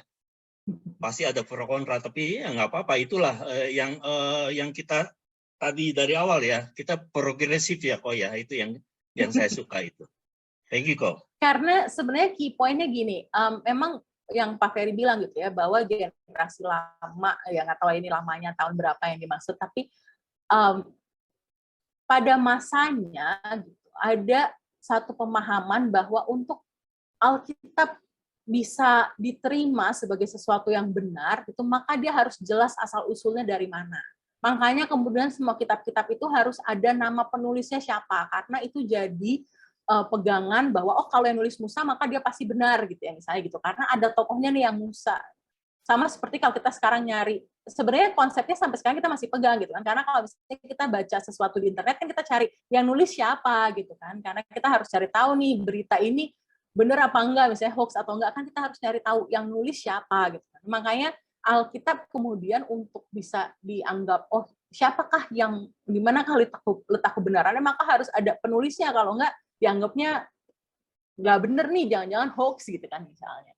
Tapi yang tidak disadari dari pemahaman itu adalah bahwa ketika kita menetapkan oh penulisnya Musa gitu ya misalnya, itu malah jadi masalah baru misalnya dengan ayat tadi, karena kan orang-orang jadi malah bilang loh kalau Musa kok bisa, dia bisa menyatakan dirinya rendah hati, berarti dia sebenarnya nggak rendah hati dong, jadi masalah baru gitu kan. Nah, daripada kita nanti mengajarkan sama anak-anak sekolah minggu hal seperti itu, kemudian ketika mereka SMP, SMA, mereka baca Alkitabnya terus bilang, ah ini apaan sih nih, nggak mungkin gitu kan. Mendingan kita dari awal udah bilang, yang nulis ada banyak orang. Jadi, ya menghindari terjadinya konflik-konflik yang banyak dialami oleh generasi aku dan generasi anak-anak muridku sekarang gitu, karena mereka taunya pokoknya A, terus ketika sekolah minggu misalnya yang nulis adalah Musa, terus belakangan tahu oh ternyata enggak gitu kan, merasa dibohongi gitu kan. padahal sebenarnya nggak bermaksud membohongi, maksudnya mau membantu sebetulnya. Gitu. Jadi ini memang kontroversinya di situ, gitu ya. Kita maunya menyederhanakan supaya membantu, supaya nggak bingung, tapi kadang-kadang itu malah menyebabkan orang jadi malah merasa nggak beriman atau merasa gua nggak perlu punya iman ini karena iman ini bohong. Ada sebenarnya maksud awalnya menjelaskan Musa bukan mau membohongi bahwa ini loh Musa gitu, bukan gitu, cuma mau menyederhanakan aja daripada kita pusing. Gitu. Kak Eko, saya tanya dong. Iya Pak. Kan cerita di Alkitab itu cerita mengenai Tuhan ya. Coba tolong diceritakan tuh Tuhannya kan luar biasa ini. Sudah menciptakan langit dan bumi dan manusia pada hari yang sejuk ada di tempat Taman Eden itu. Tuhan ada di situ. Hai Adam, di mana engkau gitu. Tuhan hadir loh. Terus kehadiran dia itu ada terus sampai di tabernakel diceritakan sebagai tiang awan dan tiang api pada malam hari, tiang awan. Ada terus sampai dia tabernakel itu menjadi kemah kudus, bait Allah.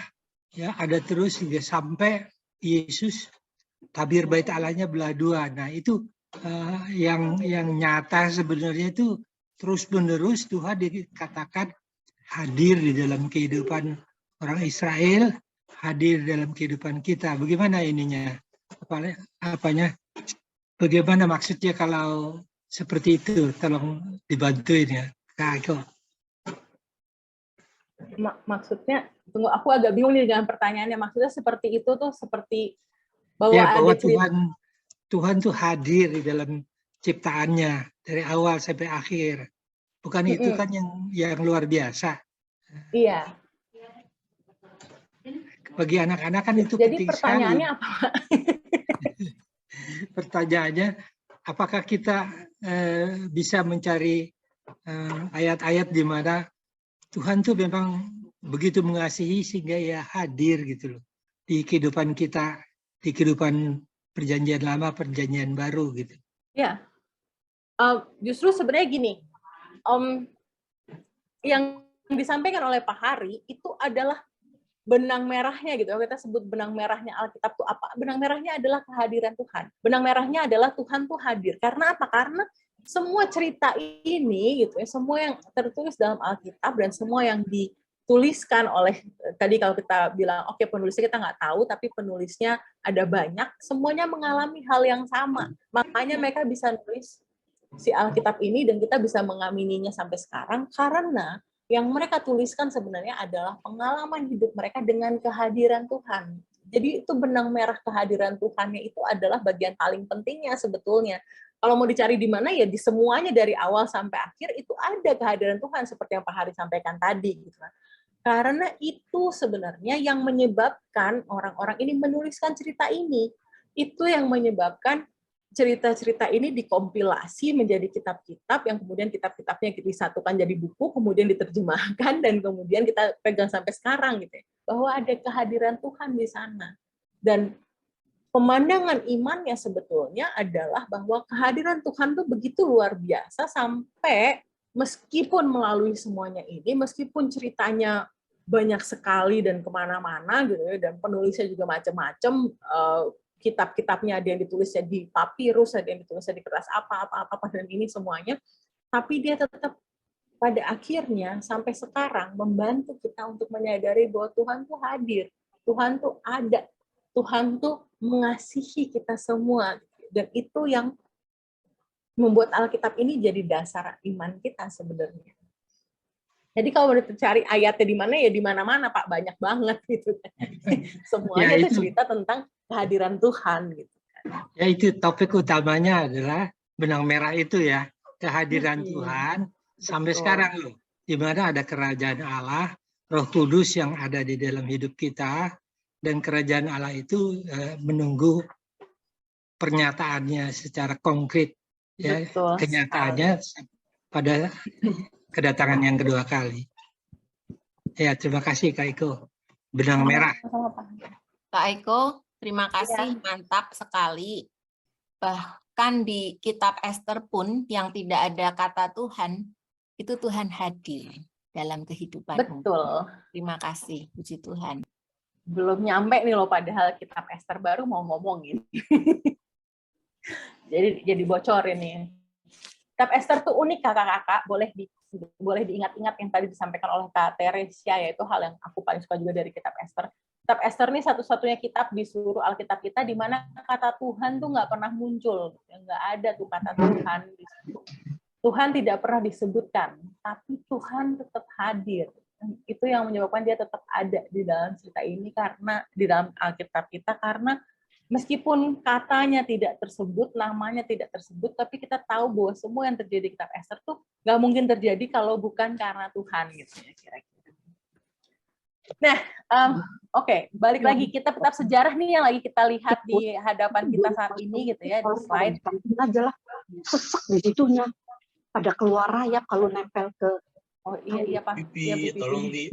di mute Bu Pipi. Ya, barang-barangnya kalau nempel ke sini nih, Pipi, keluar tolong di rayap. mute. Boleh dari hostnya aja, Bocor Kak. Pipi. Oke, udah ya. Oke. Nah, mana tadi? Kitab-kitab sejarah ya kakak-kakak. Kita lanjutkan nih ke kitab-kitab sejarah. Jadi kalau tadi si Pentateuch itu sebenarnya kan meskipun mungkin dari penjelasannya udah cukup jelas gitu ya, bahwa dia juga sebenarnya sejarah gitu, sejarah kehidupan bangsa Israel. Tapi bedanya apa? Kitab-kitab sejarah itu sendiri lebih jelas timeline-nya gitu. Seperti mereka memang dituliskan untuk menjadi dokumen sejarah karena ada waktunya yang ditentukan. Meskipun balik lagi ingat bahwa ditulisnya tuh belum tentu, bahkan kemungkinan besar tidak pada saat terjadinya. Jadi ditulisnya belakangan. Sama seperti sampai sekarang pun kalau misalnya kita mau nulis tentang hal-hal yang dilakukan oleh Presiden Jokowi, kan ditulisnya bukan sambil Presiden Jokowi lagi jalan-jalan keliling-keliling lalu ada yang ngikutin tulis berita gitu ya. Kan beritanya selalu ditulis belakangan. Nah, kalau mau nulis autobiografinya, mau nulis biografi, bukan autobiografi ya, kalau autobiografi nulis sendiri. Saya nanti mau nulis biografi tentang Jokowi, kan pasti tulisnya setelah dia udah bukan jadi presiden, maka dituliskanlah semua hal-hal yang dilakukannya pada saat dia menjadi presiden, dan mungkin sebelumnya itu juga. Nah, sama dalam kitab-kitab sejarah, kita menuliskan semua hal-hal yang dilakukan oleh para tokoh-tokoh terkenal, khususnya para raja gitu ya, raja-raja Israel, tapi bukan ditulis pada saat lagi kejadiannya itu sendiri. Ini aku bagi menjadi 3 kelompok seperti ini. Kenapa? Karena Samuel, Raja-Raja, dan Tawarikh khususnya itu satu bagian tersendiri gitu ya, ngomongin soal kehidupan raja-raja nih, mulai dari Samuel. Kenapa? Karena Samuel waktu itu adalah nabinya gitu.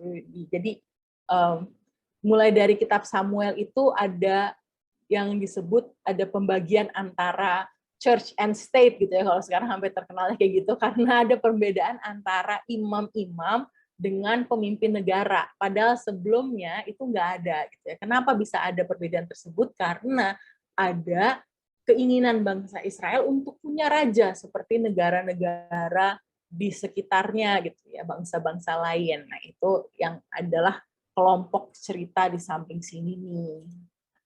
Tapi itu agak kemajuan ya, lingkarannya gede. Anyway, kita kesini dulu kakak-kakak. Yosua. Nah, Yosua tentunya tokoh utamanya kita tahu ya, Yosua gitu. Apa yang terjadi dalam kitab Yosua? Ini adalah momen di mana bangsa Israel masuk ke tanah Kanaan atau tanah perjanjian gitu. Jadi kitab Yosua ini kehadirannya adalah melanjutkan tadi cerita di Keluaran khususnya, dan semua lanjutannya itu terutama sampai di Ulangan, karena kan tadi kita menentukan bahwa Ulangan itu adalah titik di mana bangsa Israel ada di ambang pintu tanah perjanjian gitu ya, udah mau masuk. Nah, di Yosua mereka benar-benar akhirnya masuk ke tanah perjanjian itu. Maka kitab Yosua sebetulnya berisi banyak sekali peperangan-peperangan gitu ya, karena waktu itu itulah yang mereka lakukan. Mereka memerangi semua bangsa-bangsa lain yang saat itu mendiami tanah tersebut, kemudian mengambil alih gitu ya, dan yaitu menyatakan bahwa itu adalah tanah perjanjian. Nah, itu bisa jadi satu topik tersendiri yang sangat panjang gitu ya, pemahaman tentang tanah perjanjian itu seperti apa dan apakah memang Tuhan Ini kayaknya salah satu topik teologis yang sampai sekarang nggak kelar-kelar juga, terutama karena keadaan saat ini di Israel Palestina juga gitu ya. Tapi untuk kita cukuplah kita menyadari bahwa untuk kita dan saat ini gitu ya, karena kita lagi mau membahas tentang Alkitabnya, bahwa kitab Yosua adalah kitab tentang bagaimana bangsa Israel akhirnya mendiami tanah Israel, yang mereka sebut sebagai tanah Israel. Nah, dari situ kemudian kita masuk ke hakim-hakim. Nah, hakim-hakim ini bicara soal mereka udah tinggal nih di tanah perjanjian, dan Yosua sebagai waktu itu pemimpinnya. Jadi kan tokoh pemimpinnya tadinya ada Musa, lalu Musa meninggal, ada Yosua, lalu setelah ini mereka udah settle gitu ya, tinggal di daerah masing-masing, punya pemimpinnya masing-masing juga, gitu. Tapi kemudian ketika ada masalah-masalah tertentu, mereka membutuhkan tokoh yang bijaksana, tokoh yang pemimpinnya untuk muncul, gitu. Terutama ketika mereka bermasalah dengan negara-negara di sekitarnya. Nah, itulah kemudian yang dikenal sebagai para hakim.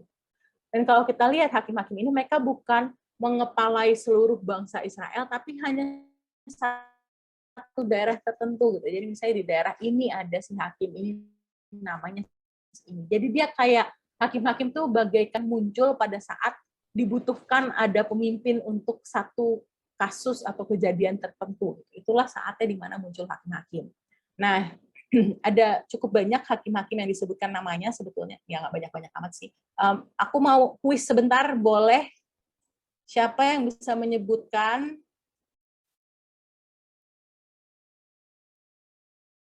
kalau 3 kegampangan nggak ya? Nggak deh. 3 nama hakim-hakim untuk hadiah dari Kak Lis. Ya. Boleh dikirimkan di chat kakak-kakak, sebutkan 3 nama hakim-hakim yang ada di dalam kitab hakim-hakim.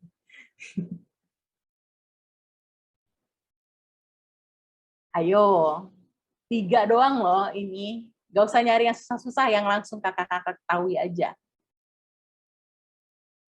Jangan nggak ada yang tahu. Samson, Oke. Kak. Ya, Samson 1, harus 3 dong untuk mendapatkan hadiahnya ya. Oh, Oke, nah sip, Kak Mimi. Pas tuh 3. Wah, ya, Kak Kesha luar biasa loh sampai ikut masuk. Sip, mantap. Oke, yang pertama muncul 3. Kak Mimi ya tadi, Kak Riz boleh dicatat. Gideon, Deborah, dan Samson. Samson apa Simpson? Ayo. Iya, udahlah ya. Ini menurutku memang 3 nama hakim yang paling terkenal ya, Gideon, Deborah, dan Samson. Mungkin karena ceritanya lumayan seru, jadi sering kita ceritakan juga di sekolah minggu gitu ya. Makanya dia terkenal, paling terkenal. Tapi yang lain, yaitu tadi ada Ehud. Ada siapa lagi ya? Yo, mumpung masih pada nyari nih, pasti lagi pada buka kan hakim-hakimnya.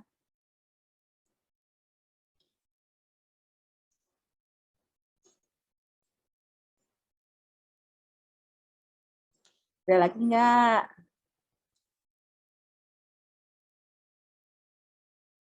Otniel bukan, Otniel. Otniel, oke. Ya.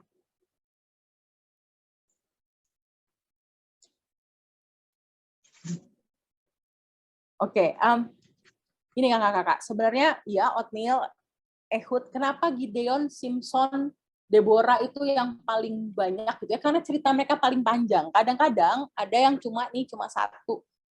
Dia cuma 1 ayat doang, misalnya namanya Samgar. Nah, seumur-umur aku juga baru kali ini gitu mengenal nama dia Samgar. Karena cuma 1 aja ayatnya dia gitu. Sesudah dia bangkitlah Samgar bin Anat yang menewaskan orang Filistin dengan tongkat penghalau lembu. 600 orang banyaknya. Dia bisa sendirian melawan 600 orang.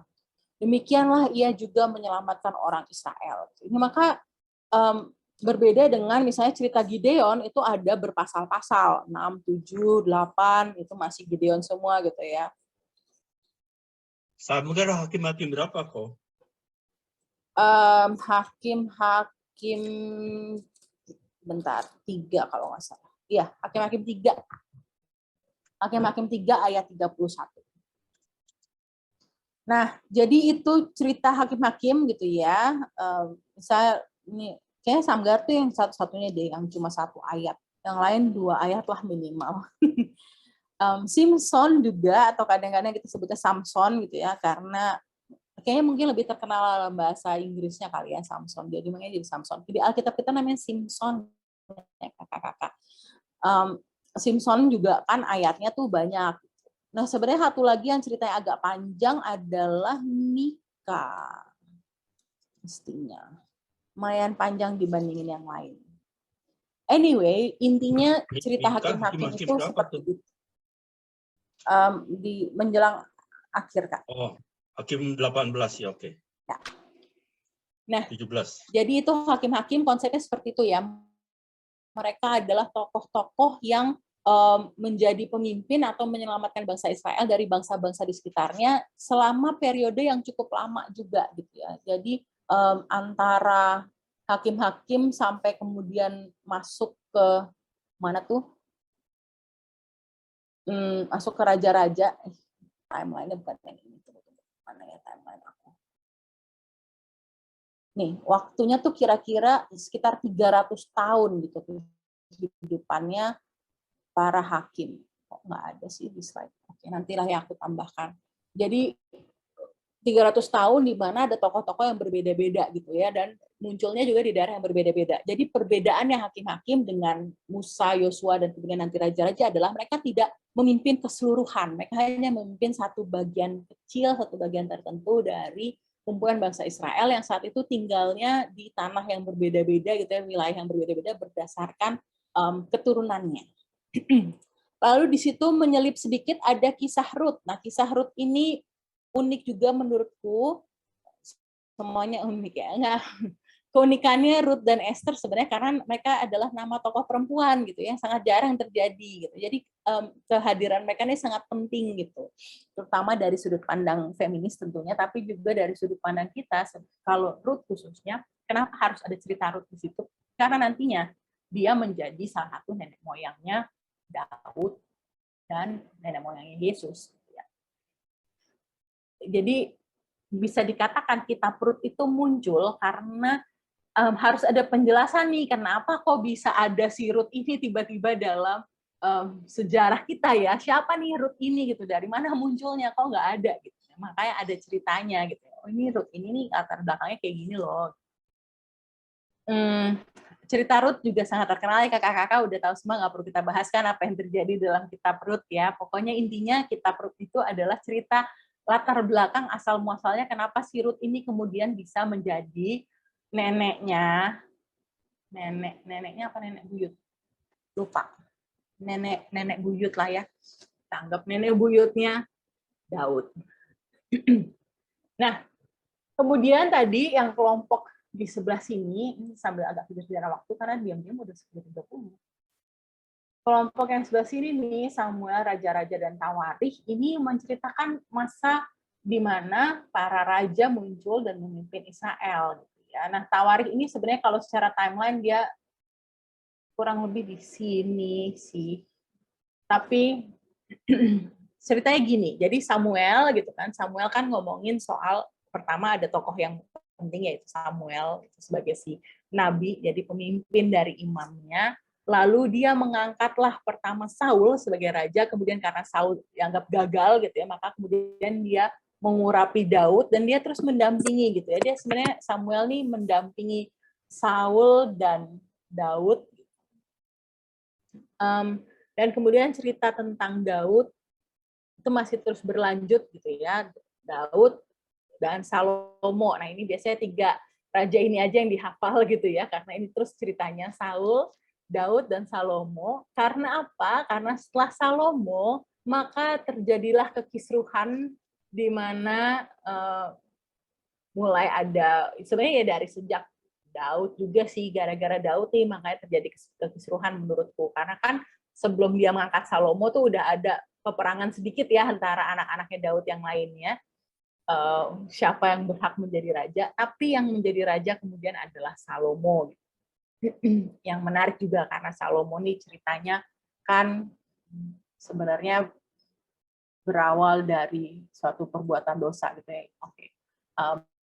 Beside the point. Tapi poinnya adalah itulah 3 raja besarnya gitu ya yang terkenal. Kemudian ada cerita tentang raja-raja lainnya yang terus bergantian dan menceritakan bagaimana kemudian bangsa Israel tuh mengalami kehancuran sebenarnya di masanya para raja-raja ini. Nah, tawarikh itu sendiri artinya apa gitu ya? Ini yang kata aku sebenarnya nggak ketemu juga bahasa Indonesianya tawarikh dari mana.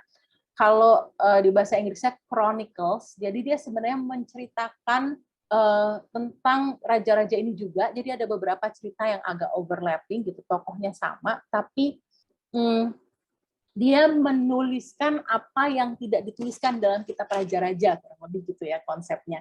Jadi tawarikh ini seperti tambahan, catatan tambahannya dari kitab raja-raja gitu. Latar belakangnya seperti itu. Jadi dia menambahkan apa yang tidak tertulis dalam kitab raja-raja. Lalu, tunggu sebentar, sambil ngomong itu, memastikan bahasa, aku mau nyari bahasa Ibrani-nya tadi apa sih, kok lupa. Karena ada istilah bahasa Ibrani-nya lebih masuk akal lagi. Bukan bahasa Ibrani-nya. Bahasa Yunani-nya. Jadi kan Alkitab seperti yang kita kenal saat ini pertama kali diterjemahkan dari bahasa aslinya menjadi satu keseluruhan gitu ya. Diterjemahkan ke bahasa Yunani. Nah, di bahasa Yunani itu dia namanya paraleipomena gitu. Artinya hal-hal yang tidak tertuliskan gitu ya, hal-hal yang dikeluarkan dari buku raja-raja. Jadi kemudian di situ ada perbedaan. Kenapa perbedaannya? Kata orang-orang gitu ya, kata para teolog, ini aku sambil baca sedikit ya, karena yang bagian ini aku agak kurang menghafal nih. Ngomongin bahwa si tawarikh ini bersifat melengkapi Samuel dan raja-raja sebenarnya. Dan dia memberikan penjelasan yang berbeda pada latar belakangnya si raja-raja ini, khususnya raja-raja Yehuda. Jadi dia menceritakan raja-raja Yehuda gitu, fokus utamanya raja-raja Yehuda dan dari sudut pandang yang sedikit berbeda. Jadi itu sebabnya kenapa dia ada di Alkitab kita. Nah, kemudian dari situ sebenarnya kalau kita kembali ke timeline sejarahnya tadi, sebenarnya kan kita masuk di kehidupan raja-raja dan lain-lain ini harusnya ada para nabi gitu ya, tapi nanti kita bahas para nabi belakangan karena kitabnya banyak banget. Kita bahas Ezra, Nehemia, dan Esther dulu. Jadi Ezra dan Nehemia ini sebenarnya 2 tokoh yang berbarengan. Oh, ini mungkin slide-nya paling bagus. Kita kembali pada slide yang ini. Ini yang menurutku menjelaskan sekali ya secara kronologisnya. Jadi di raja-raja itu kan terpisah, mereka menjadi 2 raja-raja gitu ya. Dia membagikan terpisah Israel dan kerajaan Yudea sebenarnya, atau kerajaan yang kemudian jadi Yahudi yang adalah turunannya Yehuda gitu ya. Itu mirip-mirip semua di situ. Di situ ada para nabi nih.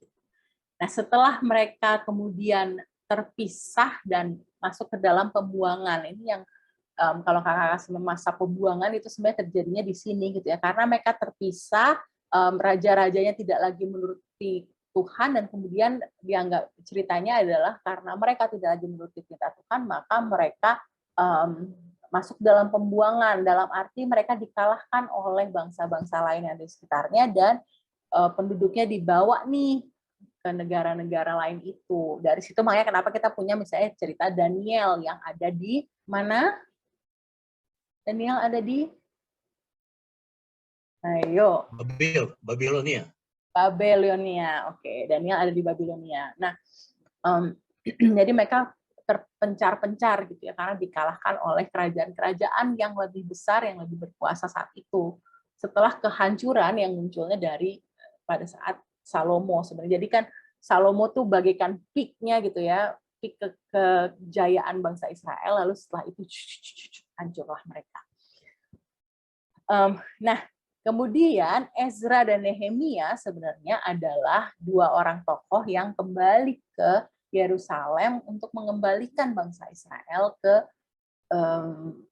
kepada Tuhan gitu ya. Makanya tadi kenapa yang dianggap mengkompilasi mengkompilasi kelima kitab di awal kita yang tadi kita bahas itu, Pentateuch itu 5 kitab Taurat, katanya Ezra karena dia adalah seorang imam yang kemudian mengembalikan gitu ya susunannya nih kehidupan bangsa Israel tuh sebenarnya sesuai yang diperintahkan oleh Tuhan adalah seperti ini gitu. Sementara Nehemia kembali pada saat yang bersamaan dengan Ezra gitu ya, meskipun dari grup yang berbeda, tapi kalau Ezra adalah seorang imam, Nehemia sebenarnya adalah juru minum gitu. Tapi ketika dia kembali dia ceritanya jadi mandor. Kehidupannya Nehemia adalah mandornya gitu ya. Dia yang membangun kembali tembok Yerusalem. Nah, itu yang kita baca di kitab Ezra dan Nehemia sebenarnya. Jadi Nehemia. Nah, kalau kitab Nehemia ini tadi sedikit mengusik yang kenapa ya kok misalnya Musa menulis tentang dirinya sendiri gitu. Nah, kalau kita baca kitab Nehemia, kakak-kakak, ini kita bisa mengatakan bahwa yang nulis Nehemia gitu ya. Dia nulis sendiri. Kenapa? Karena dia menyebutkan dirinya sendiri, aku gitu ya. Pada saat aku mendengar berita ini. Jadi dia nih kayak nulis diary sebenarnya si Nehemia ini. Dari ayat pertama ya, pada bulan Kislu tahun ke-20 ketika aku ada di Puri Susan, datanglah Hanani, salah seorang dari saudara-saudaraku. Aku menanyakan mereka tentang orang-orang Yahudi. Dan seterusnya dia akan membahas dirinya sendiri dalam first person gitu ya, ceritanya dia sendiri. Setelah dia menuliskan pengalamannya dia dan yang dia alami untuk membangun kembali si tembok Yerusalem. Nah, kemudian terakhir dari seri kita hari ini adalah Esther. Tadi udah dibocorin sedikit, keunikannya kitab Esther adalah bahwa dia itu tidak ada kata-kata Tuhan sama sekali gitu ya di dalam kitab Esther. Dan kalau dari segi latar belakangnya, maka kitab Esther ini adalah salah satu cerita yang ditulisnya tuh bukan di tanah perjanjian sama sekali, tapi di tanah Persia gitu. Jadi cerita yang terpisah sama sekali sebetulnya. Tapi fungsinya ada di situ adalah menjelaskan bahwa kemudian bangsa Yehuda atau bangsa Yahudi itu juga ada yang tetap tinggal di negara-negara lain gitu ya. Salah satunya di negara Persia yang kemudian bisa tetap berkembang karena Esther menyelamatkan mereka. Ceritanya demikian. Cerita Esther tentunya kakak-kakak juga udah hafal semua ya. Oke, sampai di situ pembahasan kita sejauh ini. Ada pertanyaan lagi kakak-kakak? Jadi kita hari ini membahas ini ya. Konsepnya kita membahas dari Genesis, ini sebenarnya grup pertama. Lalu ingat ini kitab-kitab sejarah sampai ke sini. Ini yang kita bahas. Lalu di pertemuan selanjutnya nanti kita akan bahas ini semua. Pembagiannya di sini. Tanya dikit kok. Ya. Ya, dikit aja sih ya. Kabarnya sih perdebatan para ahli agak meragukan Esther itu, makanya tadinya apa mau dimasukin ke kanon atau enggak gitu ya. Betul ya? Betul. Salah satunya alasannya karena dia sama sekali tidak menyebutkan nama Tuhan gitu kan. Jadi dia, ini gimana sih ini kitab ini gitu, kok aneh sendiri gitu, karena udah lokasinya berbeda, nggak menyebutkan nama Tuhan, tokoh utamanya seorang perempuan gitu, banyak sekali hal-hal yang membuat dia nih kayaknya kok aneh untuk ada di sini gitu kan. Tapi bagaimanapun juga dia tetap ada akhirnya setelah diskusi. Meskipun ya tetap itu seperti yang tadi Pak Ferry bilang ya, masih jadi perdebatan gitu. Sebenarnya kenapa kok Esther ini dimasukkan? Nah, tapi kalau aku sendiri sih sangat senang karena Esther ini ada gitu ya, karena dia menunjukkan balik lagi dia menunjukkan keberagaman isi Alkitab, bahwa nggak melulu cuma ngomongin bangsa Israel yang ada di tanah Israel dengan semua kehidupan mereka, tapi juga kehidupan mereka di luar sana. Dan yang tadi udah sempat disebutkan oleh Kak Teresya, bahwa ketika meskipun kitabnya sendiri nggak menyebut Tuhan misalnya, tapi kentara sekali kehadiran Tuhan di situ. Ya. Barangkali Pak saya Ferry, bisa tambahkan. Tertarik, sorry Pak Hari, sebelum Pak Hari saya lanjutkan. Jadi memang turunan Israel yang 12 itu rupanya menyusut jadi satu, Yehuda yang prominent ini ya, Yahudi. Dan Yahudi ini karena diserak oleh Tuhan Allah, jadi diaspora itu sampai sekarang dari ujung ke ujung bumi itu ada Yahudi. Dari Maroko, Argentina, Rusia, di London, di Yogyakarta, dan sebagainya, di Maluku, di Minahasa, dan sebagainya. Yang saya mau katakan adalah menariknya ya, makanya Yahudi di Iran yang sedikit radikal atau ekstrim, mereka nggak mengakui Zionisme gitu, nggak mengakui Israel yang ada sekarang gitu. Ya itulah. Jadi bagi saya pencerahannya adalah ternyata Yahudi ini sangat plural, sangat plural. Oke, thank you kok. Thank you Pak Ferry. Ya Pak Hari. Kemungkinannya adalah kenapa tidak ada nama Tuhan di kitab Ester. Dia kan Ester itu adalah keturunan Yahudi. Yahudi itu adalah bangsa yang dijajah. Sehingga pada waktu pemilihan ratu, dia harus merahasiakan bahwa dia itu orang Yahudi. Kalau dia ngomong saja dia orang Yahudi ya dia dikalahkan sebagai ratu. Karena kan sebagai orang bangsa jajahan kok bisa menjadi permasyuri ya dari raja gitu. Jadi sampai akhir juga dirahasiakan supaya jangan ketahuan nanti dipecat sebagai ratu seperti Esti yang dipecat sebagai ratu. Terima kasih. Mungkin menjawab. Ya, jadi maksudnya karena tidak membahas gitu ya, karena Ester menutupi, jadi makanya memang Tuhan tidak dibahas gitu dalam ceritanya. Oke, ada pertanyaan lagi kakak-kakak, kita masih punya waktu sejenak nih. Sejenak, 15 menit. Pak Eko mau merespon aja apa yang udah disampaikan tuh buat saya pribadi tuh wow, Kak.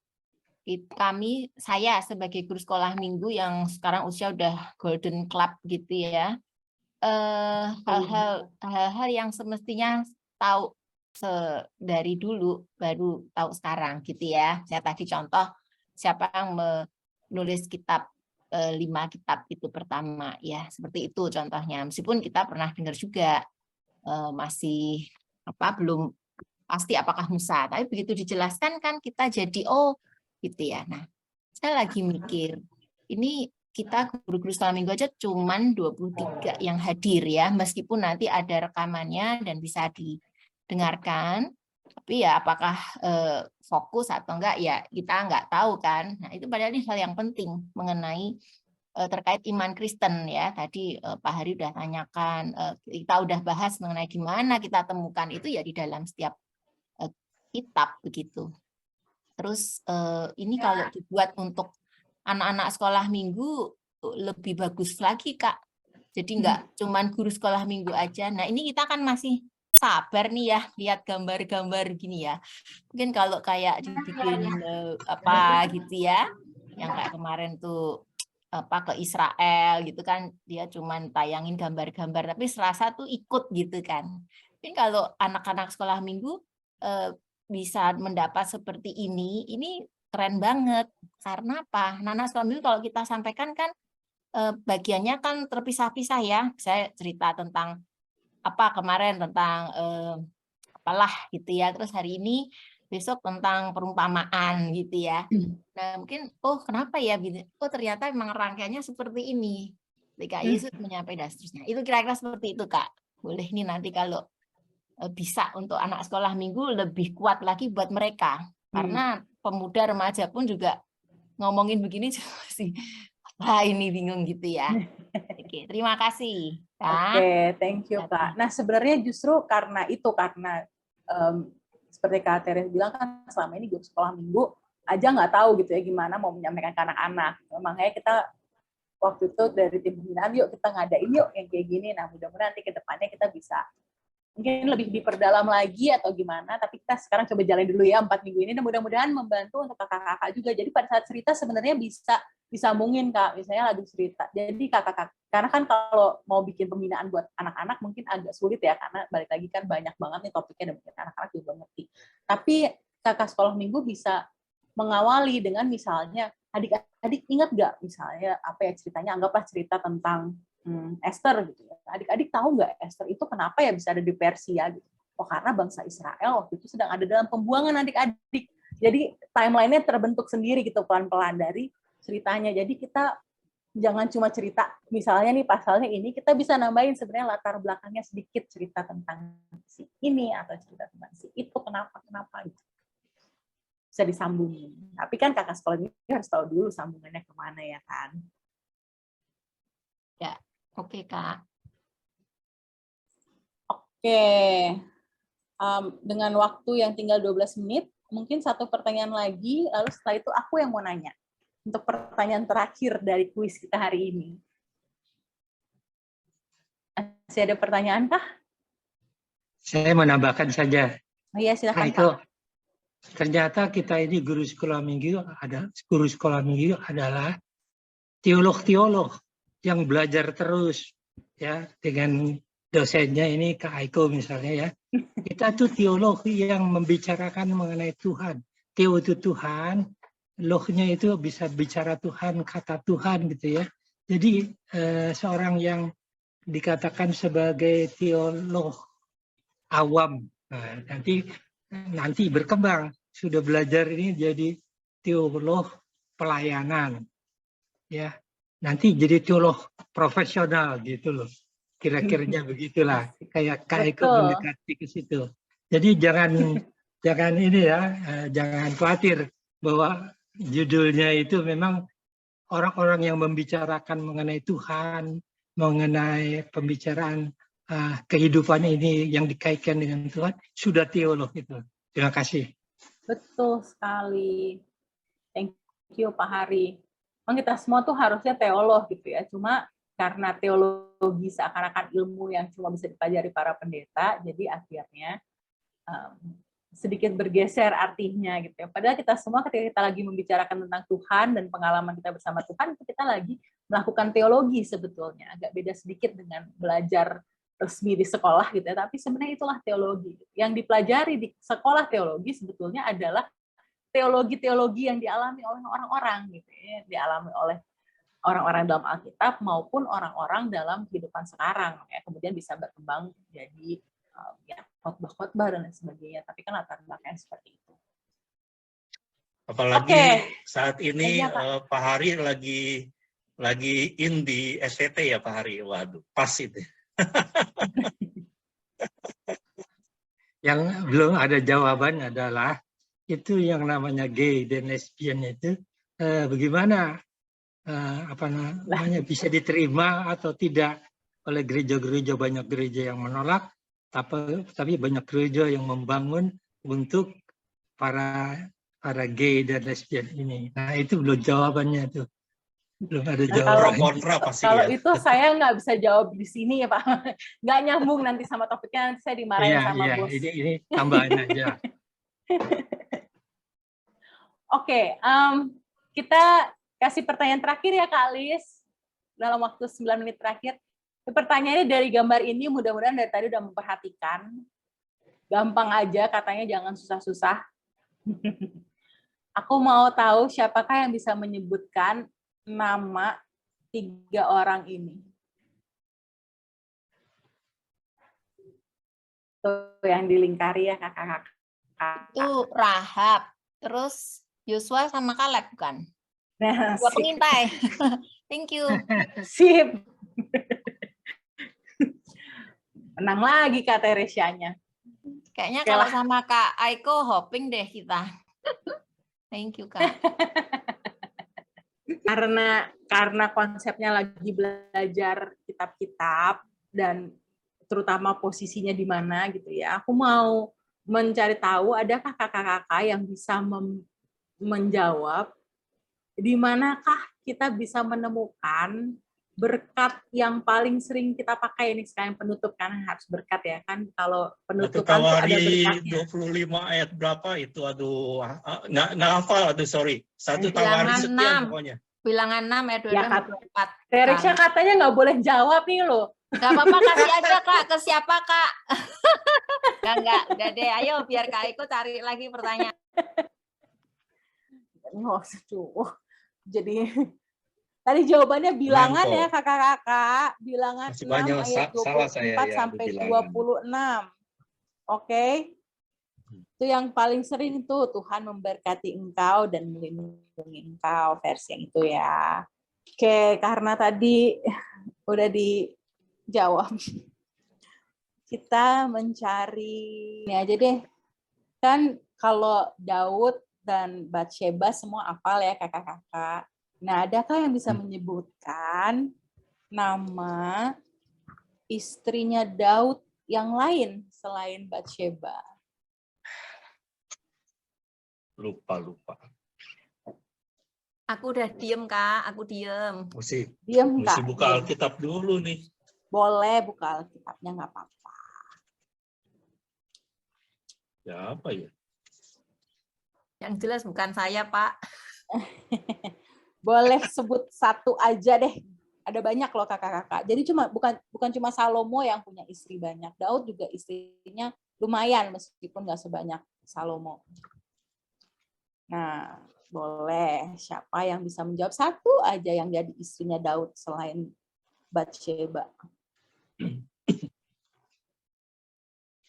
Mikal ya Kak. Mikal. Ziba. Mikal. Kak Mimi. Tapi Kak Mimi tadi udah juga. Yuk Kak Mimi kita Ziba kok. Sih. Mikal. Iya, Mikal tadi yang udah jawab. Kak Mimi. Abigail. Abigail, siapa yang jawab? Kak Lis. Aduh, sampai Kak Lis seret nih gua, menjawab Kak Lis. sendiri. Ya, itu yang terkenal lagi loh. Kalau Ziba kan nggak menikah, bukan istrinya. Sorry. Jadi jawabannya Asal jawab. Mikal, ya. Lalu Abigail, ada lagi nggak? Aku juga nggak tahu sih sebenarnya lagi apa nggak. Yang paling terkenal sih dua itu ya. Karena yang satu anaknya Saul yang dinikahkan karena dia yang mau, karena tadinya dia mau, itu juga lucu sih ceritanya, karena tadinya mau dinikahkan sama yang A tapi terus gak jadi, terus dinikahkan sama ternyata adiknya mau gitu kan, jadi dia menikahlah, kemudian ia ternyata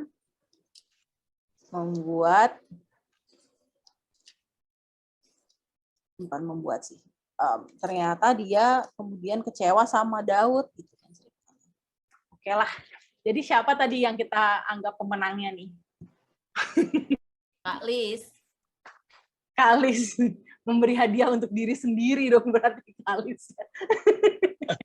Gak apa-apa deh karena berhubung Kak Lis tadi menjawabnya tanpa mengetahui pertanyaannya, jadi kita anggap boleh lah ya. Oke. Thank you kakak-kakak.